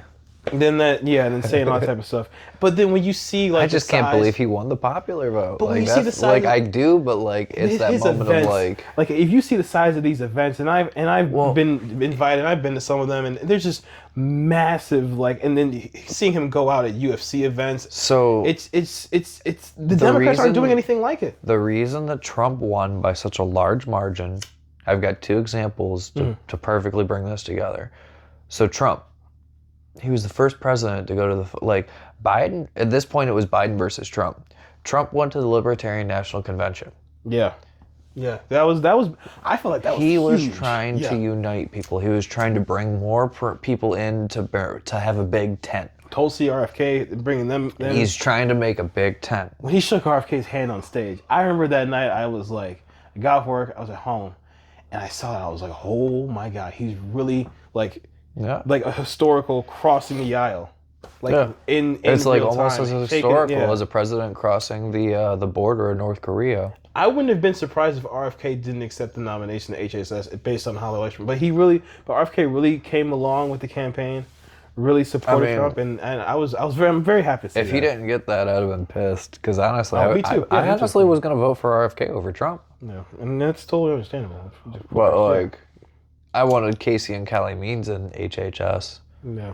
The guys who were telling RFK all the stuff that he actually was accurate as fuck. Is he still going to do something with them? Oh, I'm sure. I'm sure they're still advising them. They've been advising them. They've been advising Trump the whole way too. Okay. Yeah. So there's a lot of people going, and so the first example was Trump bringing in the big tent, right? Kamala, during one of her later campaigns, when Trump was literally like up the street at a different rally, which was a bigger rally, she was talking about abortion or something like that, and someone in the crowd said something about something about Christ, and like it wasn't anything like super slanderous or anything like that. It wasn't even them being a dick. They just said something about like through Christ or whatever, and it was like real hard to even make out what he even said. Mm-hmm. But then she turned to him immediately, rather than ignoring it even or anything like that. She turned and she's like, "Oh, I think you're at the wrong rally. You want the one up the street." You remember that? Yeah, I remember this. She was literally like, "This is what the Democratic Party has been doing. They just keep pushing people away, man." I know, it's just interesting. You're never gonna win with a strategy like that. Like that, it's literally like the opposite of like the. So it's them doing it, but also seeing the reaction. It's interesting. I really was surprised. When I think of DEI politics, I think that the intention is good. I think that the moral that someone is trying to I get where they're coming from. But like that, I just don't get where they're coming from. No, that's what I'm saying. When I say it's interesting, like, because it's like literally contradicting what. Do you know what I mean? Like, it's your so like... Because they aren't necessarily trying to push an alternative. They're just like resisting whatever you're saying. They're not even giving an alternative necessarily all the time. To use my words a little bit better, I feel like when I think of DEI politics, people are trying to elevate people to higher statuses. Yeah. Whereas... Yeah, no doubt. People from lower statuses to try and come up. Whereas with the other thing that we were just talking about, like, it's not that. It's literally the opposite. You're pushing people away. You're kicking people down. You're pushing people out of the party. You're making them go lower. You're literally forcing them to go over to the Republican side. Like, it wasn't hard to convince a lot of people this time. I will say that, brother. Yeah, it's very interesting because I'm just like, I'm happy listening to you say that. Yeah, because you actually went door to door and actually were talking to people about all this stuff. So, like, this is also why I feel like you have a better gauge to be able to talk about, like, what people are really thinking. And, like, and again, I'm sure it didn't necessarily come up, but, like, you were talking to a lot of Trump voters. Would you imagine a lot of those Trump voters are probably very pro-cannabis? Yes, and I talked to a lot of people that were like that. And that also still surprises me, like, how many people truly are pro-Trump and pro-cannabis. It still surprises me a lot. They may not be out there about it, but as soon as you actually approach them about it, they'll be like, I smoke weed. And talking to people one-on-one. Like, you talked about, like, meeting people. And instead of, like, social media, being out and talking to people one-on-one. Like, I talk to a lot of people on social media. A lot of people know that. Yeah, a lot of people that are especially conservatives will never, ever, ever put things like that out there. Yeah, and then that's the thing. Like, then I also talk to way more people in person. Like, I'm just out and about and just being around people and different, different people I know and, like, friends, family. Yeah, and it's like, that's important to me in election years. In election years, I usually just, like, genuinely just reach out to everyone because it's also, like, a gauge for me. Like, it's, like, kind of like a thing that I do. It's, like, a gauge for me on what the actual national pulse is. Talk to the people that I know. Yeah. And talk to them one-on-one. Yeah. And they know somewhat Riley. But, yeah, it's also cool. It's also cool, like, keeping in touch with people in that sense. Well, you gotta have to get people's perspectives that are especially, like, related to things. Like, for example, like... and people disagree, I respect it, but it's just, like, sometimes I'll get angry. That's how I might smack you. But for an example of something that I don't understand enough about, but I just go to another source of people that I know that really do know something about it, is the Department of Education. This is interesting. Yeah. Obviously, we need education in this country. Obviously, that's super important. Okay. But what does the Department of Education do? I think the messaging is a little off. So this is different from what I was going to say. Okay. So what I talk to is I go and I talk to my teachers. I still have teachers on my Instagram, or not on my Instagram, on my Facebook from when I was in school. Mm-hmm. So I hit them up and I'm like, hey, and then I still talk to people that I know now that are teachers in school that are at different schools. So it's not just the one areas that are two areas that I was in. Yeah. Generally speaking, a lot of teachers feel kind of mixed about the Department of Education. It seems like a lot of them don't really like it because what happens is they wish that the money, they know they need the money, but they don't like the control that the Department of Education generally has.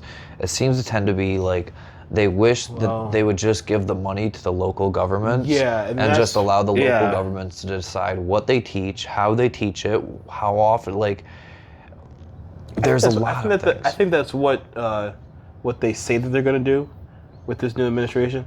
But yeah, I mean, it's interesting. I didn't know, and that's the whole thing with me, as you're saying this, I don't really know much of anything about the whole Department of Education, the whole policy around it, how everything is structured. And again, I'm supposed to be informed on all these issues, especially if I'm speaking publicly about it, and we all should. But at the same time, everything. That's the whole thing. That's the thing. And then here is the emphatic part about how bloated DC is. The fact that, do you know we have 300 federal agencies that are actually all under Article 2? That Trump has control over a lot of these. Yep. We have, which actually was just funny. The whole Doge thing was literally just one of those 300 agencies, and it was already he just changed it. You cannot in a day manage all of that. Period. It's 90% of it is automatically waste, and this is the point. Even having to know about all this, having to have someone in charge of it, having to have people speak publicly. It's so bloated. It's so out of control. Yeah, and then this specific one, the Department of Education. I've heard, and then this is also what they've said publicly, that how the new administration, how they plan to go about this, they want to let the states decide how they deal with it and give the money to the states. But again, I just don't like the messaging. I wish they would have an overall message of, we want to give more power back to the states, rather than having to go in depth on all these issues.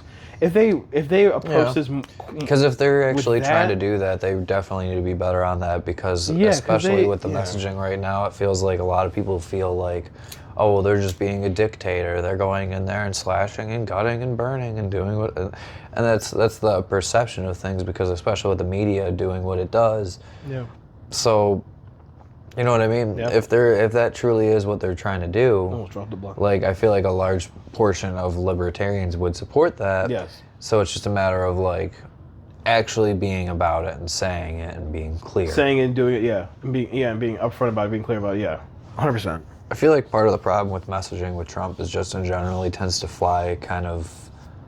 He doesn't know what he's doing and everything, so he won't ever again the cannabis thing. He doesn't know what. I think. Yeah, it's just not something that's on his thing. And he's got other things, and he's all right, this is what I'm about, and he's very vocal about the things that he is about. So, one thing I've noticed too about politics, they spend a lot of time doing nothing, and that is what has really only stopped in the past month.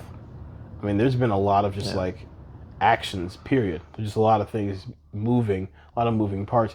You've never really seen a political time like this in recent time. Maybe during World War II, where when none of us were alive for that. Where that's different. That's going to war. Yeah, I can definitely say my grandma looks at all this stuff that's been going on the last 5 years or so, and is what the fuck is going on? Politics have always been divisive, but the way that it's been lately is just bro, what the fuck is going on? There's people that, you'll see her, Tim Pool constantly say, we're in a civil war, or, that's the joke, is that he's allegedly saying it, but, he's dude, I'm just reading the fucking news. This is literally, what And I've watched him more since, 2020. That's when I really started watching him, and, I definitely don't agree with him on everything either. Some of the things, But like the news articles that he does bring up is like legit news articles from like left and right. That's like, yo, this is what the fuck's going on. Like, 100%. And it's like, hey, wait, what the fuck is this? And with Tim Pool, it's kind of like his kind of like journey kind of relates to me because the RNC in 2016 was in Cleveland. So I was, and even in college when I was in Kentucky, I was at Occupy Wall Street protest. I was hearing about the Tea Party. Remember Occupy Wall Street? You were right there with them. All that type of stuff. And all this, and that's where I first heard about Tim Pool. Was it the Occupy Wall Street? Yeah, and then how that was where he first really got big. That was when he first really started doing all that stuff. So me being introduced to Trump from that perspective, that's why I was a little bit more open-minded to his just like magnanimous and his like aggressive and like abrasive like approach to politics. It was just like, it was different. That was my first impression of Trump as a politician. This is going to be different, and he has national credibility. And then you have allegations, scandals, all this type of stuff that you would already say about a male public figure. So I kind of was already desensitized to seeing male public figures having accusations before. I feel like Tim Pool's the type of person that policy. Whereas prior to the left shifting like super far left and pushing everyone away, I feel like I sat middle center left. I feel like Tim Pool sat very middle center, just a hair to the right of middle. Not far, probably less right than I would claim left. But then, like, as everything's happened, like, they keep moving so far over that he's still over here. And like, he hasn't moved far, if at all. Especially with identity politics, and that's where you really start to move left. Because, like, even me, like, I'm just like somewhat astonished at how important some people take a lot of issues I feel like are just fiscally irrelevant. Like identity politics. And I don't know how else to say it without being mean or without being blunt, but like, I even don't think foreign policy is important. I don't even think like our relations with other countries are important. I think we should have tariffs. I feel like we should have trade, but I mean, like you said, tariffs. We should have tariffs. I believe in this type of stuff, but like, I think what we've needed for this country more than anything else is another Teddy Roosevelt. And like one of the things Teddy Roosevelt did was he broke up trusts and he tariffed. Like, and he made, like, that was the generation that then became the great generation. That was the greatest that was when things worked the best. Yeah. That was also before they started really heavily using the government subsidies and using all the crazy things that fuck shit up. That made it fucked up for all of us in our generation. And before the Federal Reserve, Yep. That was that window. Because in that window... it was a golden window. They said, despite I know we had racism, and there was a lot of stuff going on back then. They were still fucked up. Like, but that's history. It's still every year it gets better. Yeah, well, that was when America was its richest. In that time period, it's a fact. That's what do you think is going to happen when they go into Fort Knox? Oh, dude, I'm glad you brought this up, dude. Ah, man, I don't know. I'm a troll and I love funny shit because it's that moment of like, it's reality. Like, we're living in a simulation. Like, what if they go in there and that bitch is empty? I think it might be. I mean, we're on a fiat currency. Someone could just be like, look, we don't need it. Like, what's it matter? We're on a fiat currency. Oh, man. For those of you guys who don't know. That's the whole thing. We're on a fiat currency, and we have been ever since the Great Depression. Explain this, A lot of people think that all of our money, our dollar, is backed by gold. So, like, the reason that if we print too much stuff, what'll happen is inflation based on, like, oh, well, we only have X amount of gold, but we have $30. That X amount of gold is going to be worth or that $30, like, all right. So if I still have the same amount of gold and I print more money, so I have $50 total, that $50 is still worth that same amount of gold as it was when it was $30. So that's inflation. But like with a fiat currency, we're taking the gold out of the situation entirely, and we're just kind of like printing money. We're kind of just printing money. So the only thing that really backs our money is how we trade, which is why petrodollar. Yeah, if you've ever heard the term petrodollar, it's very fugazi. That's why. Because what's going on, and this is where the brick is so important, is because the brick is the new thing that they're using in Brazil, Russia, China, and a couple other ones that are like our South Africa, really big economic competitors. we have had a thing to where all of the oil in the world, which is the energy supply, which is what runs the world, pretty important. Yeah, right now, right? Pretty important. Yeah. Gotta move the car.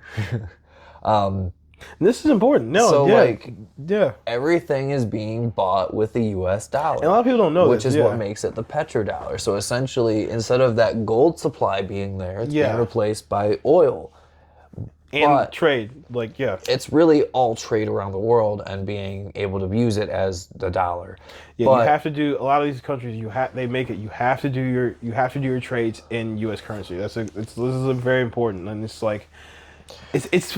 I think it's fugazi. I really don't like it. I mean, it's the Federal Reserve. It's a whole system they have. So I really just don't like it in general. And the Federal Reserve that controls it all isn't even controlled by the federal government. Exactly. It's it's not federal and it doesn't have reserve.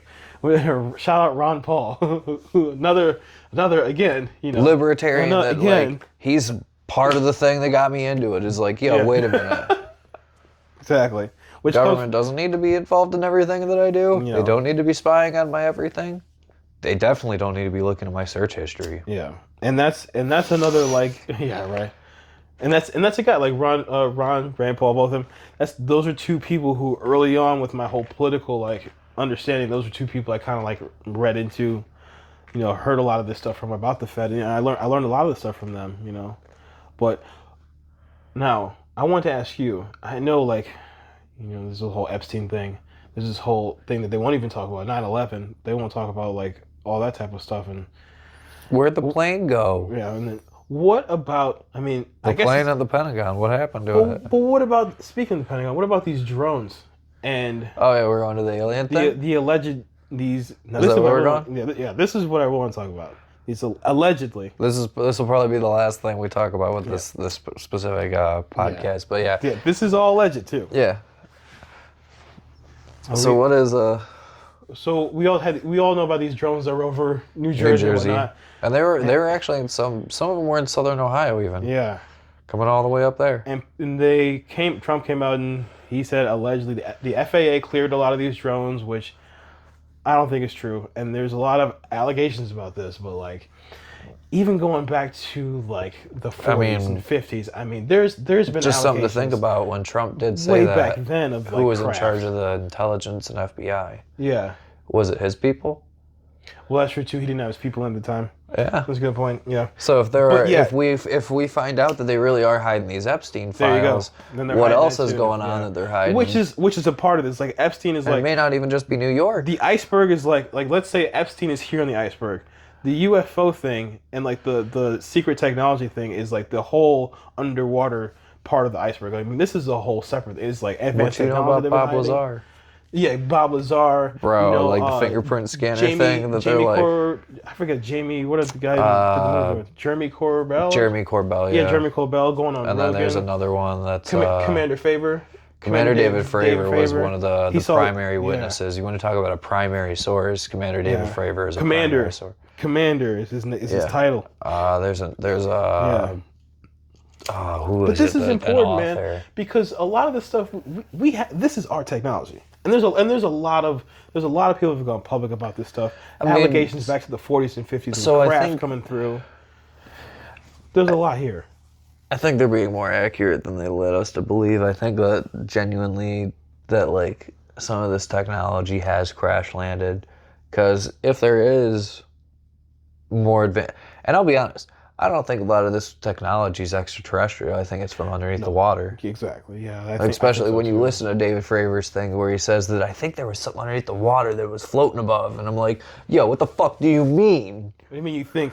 Do you know? Did you see it? He said yes. He seen there was a cross-like fucking shape underneath the water that they're what? Mothership, and then they come off of there. And it had white rapids and stuff. By the way, if any of you haven't seen this, it's Commander. His name is Commander David Fravor. I'd recommend the Joe Rogan one first. Yeah. And then after you watch that one, he did a one with Lex Friedman. For those of us that get real technical and real deep in the nerdy shit, he's talking about in that one about the elevation feet versus where it was when he approached it, what level it was at versus what level he was at, the angle that he was, and, the ascension speed, and then the speed that it would have taken for the cap. Like they do all the like the. Yeah. Not like the math on a board, but like he's going over all of it. And he's like, it literally defies physics. Commander Favorite is not the only one. There's a lot of, former military. There's even guys out there like Dr. Stephen Greer who's had whistleblowers come through, and there was just a recent Joe Rogan podcast. 2 gentlemen were on there who are whistleblowers from these programs, and they have these craft that just the craft don't move like you would have a normal plane. Like they can hover. They can move on a dot, stop on a dot, and they have all these allegations about this type of stuff, and there's videos and whatnot. But yeah, Commander Favor is not the only one that's military that has these theories. And there's historical incidents you can point to. Like, if anybody wants to look into the Battle of Los Angeles, there was like allegedly like a weather balloon that flew over Los Angeles, but like the military was firing on it, and then nothing was happening to it, and then they kind of like swept the story away. Look into that Battle of Los Angeles. That's fucking wild. I didn't know that part. Yeah, there's Roswell. We all know about the Roswell clash. Yep. Area 51. Bob Lazar. I mean, there's Area like 52. Yeah, right. There's all these. There's even stuff about like what's the Air Force base in Ohio? I forget which one it is, but yeah, there's even stuff about the Air Force base in Ohio. Accusations about that. And the point, though, is you've heard the stories of them, like, going over nukes and turning nuclear systems off and shit, which is fucking wild. And they make allegations like this happened with the Soviet Union. Like, apparently, this is like a story a lot of people have said, a lot of whistleblowers, and again, I can't say allegedly enough, because we're on YouTube, and they'll say, you're going to verify everything. But you can even find some of the stuff on YouTube, like, and I'll just say this, like, they allege in times of the Soviet Union, they had these craft going over nuclear facilities and shutting them down. They allege that we have bases on, other asteroids and planets already set up in our solar system. There's all kinds of stuff that, I'm surprised that, like, how about that one? I'm surprised that Elon isn't looking into this type of stuff. And this is one of my critiques about Elon. Like, I think honestly, that he should know. If anyone should know, he should know. So there's 2 things to Elon with that. For one, that's also partly what makes me say maybe they're actually like underneath the water, because people do their transmedia, the UFOs and yada yada yada, where it's like they go through both water and through the air. So that is a thing that has been reported. The other part is this is true. So Elon says something and this is part 1 still. So he says something along the lines of like, I don't know if they are real, they're being real inconspicuous, like not very often going through like the atmosphere, because we see the atmosphere, like we can tell when things go through it. We track all of that data pretty regularly.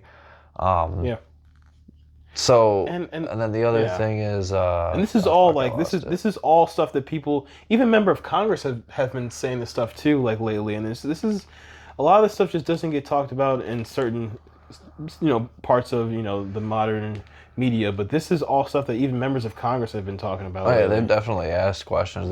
In a lot of countries too. A lot of members of parliament in Europe have been asking about this too. Do you know about the thing with the Brazil?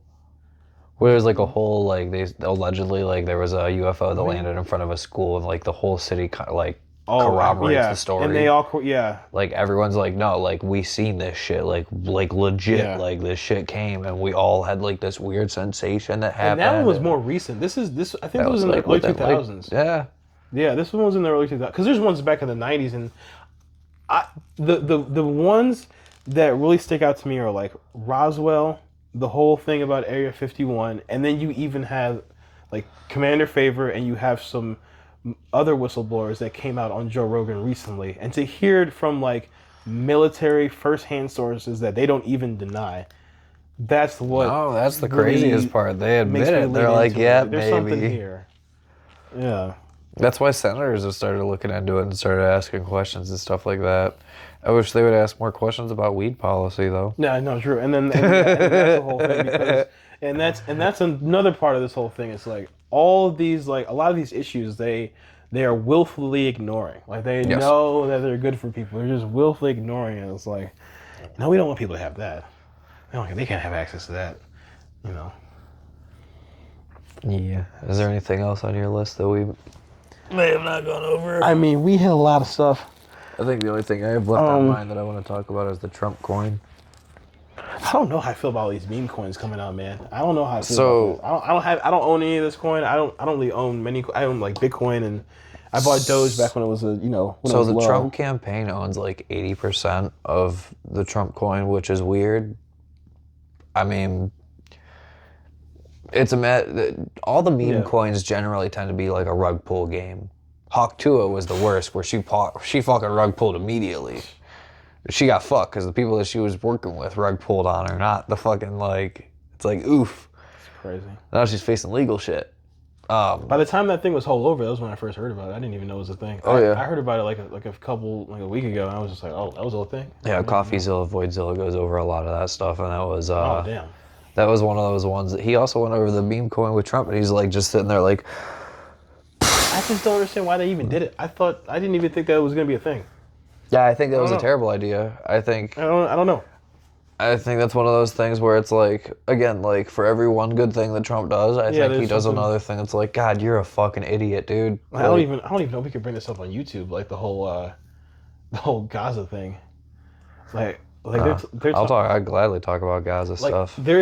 And this is after, like, I'm not talking about the war. That's another thing I don't agree with. After the war, what they're talking about doing after the war. Yeah, you're talking about the trying to like basically resettle it and shit. It's like, homie, no, like we need to like let these people have their fucking land back. Like we've blown the fuck out of them. Like most of them aren't even alive anymore. They're gonna hate us for the next couple of generations. Yeah. Like if you want to send them money and reparations for all the fucked up shit that we did, or maybe if you want to like make them, maybe if you want to make them the only country that we don't tariff heavily and we don't put like we sell them cheap goods. Like maybe if we did something like that, but we're still getting like something out of it because we're still trading with them and we're like still like we may be giving them building supplies and shit like that like our industries could then, because we don't have to like have the same regulations that we have over here for it, but like you know what I mean? Like we could make it work somehow, but like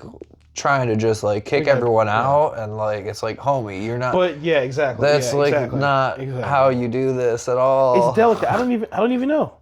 I really don't even know. And it's just like but it's one of those things where it's like, I just don't think that instantly saying, oh, we're gonna like own it and resettle it our way. I don't know if that's the right way to talk about it. I don't know. Maybe it's just the messaging for me, but it's just like, yeah, that whole war is a disaster. The whole Ukraine thing is just tragedy. They're all tragedies, and then there more stuff could pop off, but I hope not from that standpoint. Yeah, I'm very anti-war, and that is actually one thing that I am very happy for with Trump is that he seems like the anti-war candidate for the most part. Which is interesting because he's got a lot of these fucking and I'll be honest, conservatives around him. Yeah, and on top of it, I'll be honest, when the him and Hillary shit happened, I didn't vote.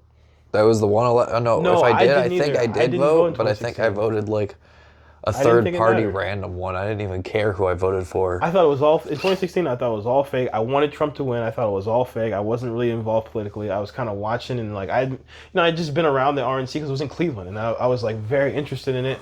I had my political acumen at the time, and I was just like I thought I knew something. I really didn't know the issues too well back then. But then seeing him win that night in 2016, I remember waking up and he was like walking on the stage. I was like, what the fuck? I was like, this is a movie. I literally said to myself, if they don't kill him or something and let him sit in that seat, I'm like, this is a movie. And even back then, I was like, with the way this guy talks and with the way the media hates him, they're going to try and kill him. And I 100%. And even when he got shot, I was just like, I expected this. When he got shot and got up, I was like, I expected this. If he's going to, this is, I mean, they shot JFK and we're just now getting to the shit with that. We're just now getting information, and like it's like kind of. They were trying to hide a bunch of those files too.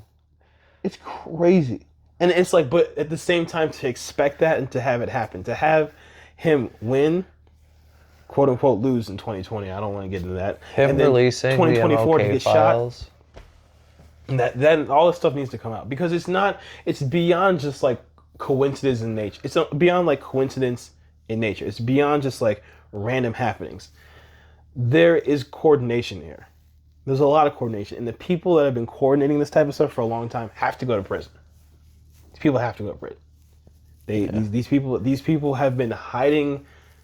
Let's go back to what we're talking about, cannabis and hemp. These people have been hiding the benefits of that for so long. Yeah, and they've known it. Big pharma, and they know this stuff. They've known about it since when Reefer Madness came out, or when Reefer Madness came out. Yeah, way back in the 30s. Sorry, I keep saying Reefer Madness because that's the event I'm trying to do. But very important. Check go to that out. one. Yes. But yeah, Reefer Madness, like that time frame, like a propaganda campaign that they paid for back then. Like there was a guy that like was quoted in like one of the health agencies that said that like the endocannabinoid system is the only endogenous system that affects every other endogenous system in your body. What that means is every system, like your vascular system, your muscular system, your skeletal system, like all those endogenous, meaning already in your body system, cannabis affects all of it. Yeah, man. Like your endocannabinoid system is important. It's important. So, but yeah, and then having them hide it for so long, and they know this type of stuff. That's really the big point here, because it's not just cannabis. It's a lot of these things, a lot of information, and we'll see what comes out, and I think a lot will. I think it's just like, again, people are not dumb anymore. You got social media now. People are talking about this stuff. People are politically active. People are running for office and talking about this stuff. People are very active and they want to know. And our government's been hiding a lot of stuff for a long time. And as much as I want to sit here and like prop up America and say America's great, we have a very fucked up and corrupt government, and we have overthrown a lot of people. We got a lot of praying, a lot of shit we got to pray for. We got a lot of work to come back to number one. Yeah, we've done a lot of shit, man. I think I figured out the chapter, or the title name of this episode. Are you ready for it? What? The government totally sucks. Yeah, I agree.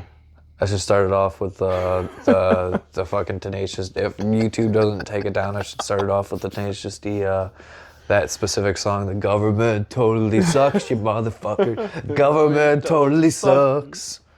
And then just roll into it. I might do that.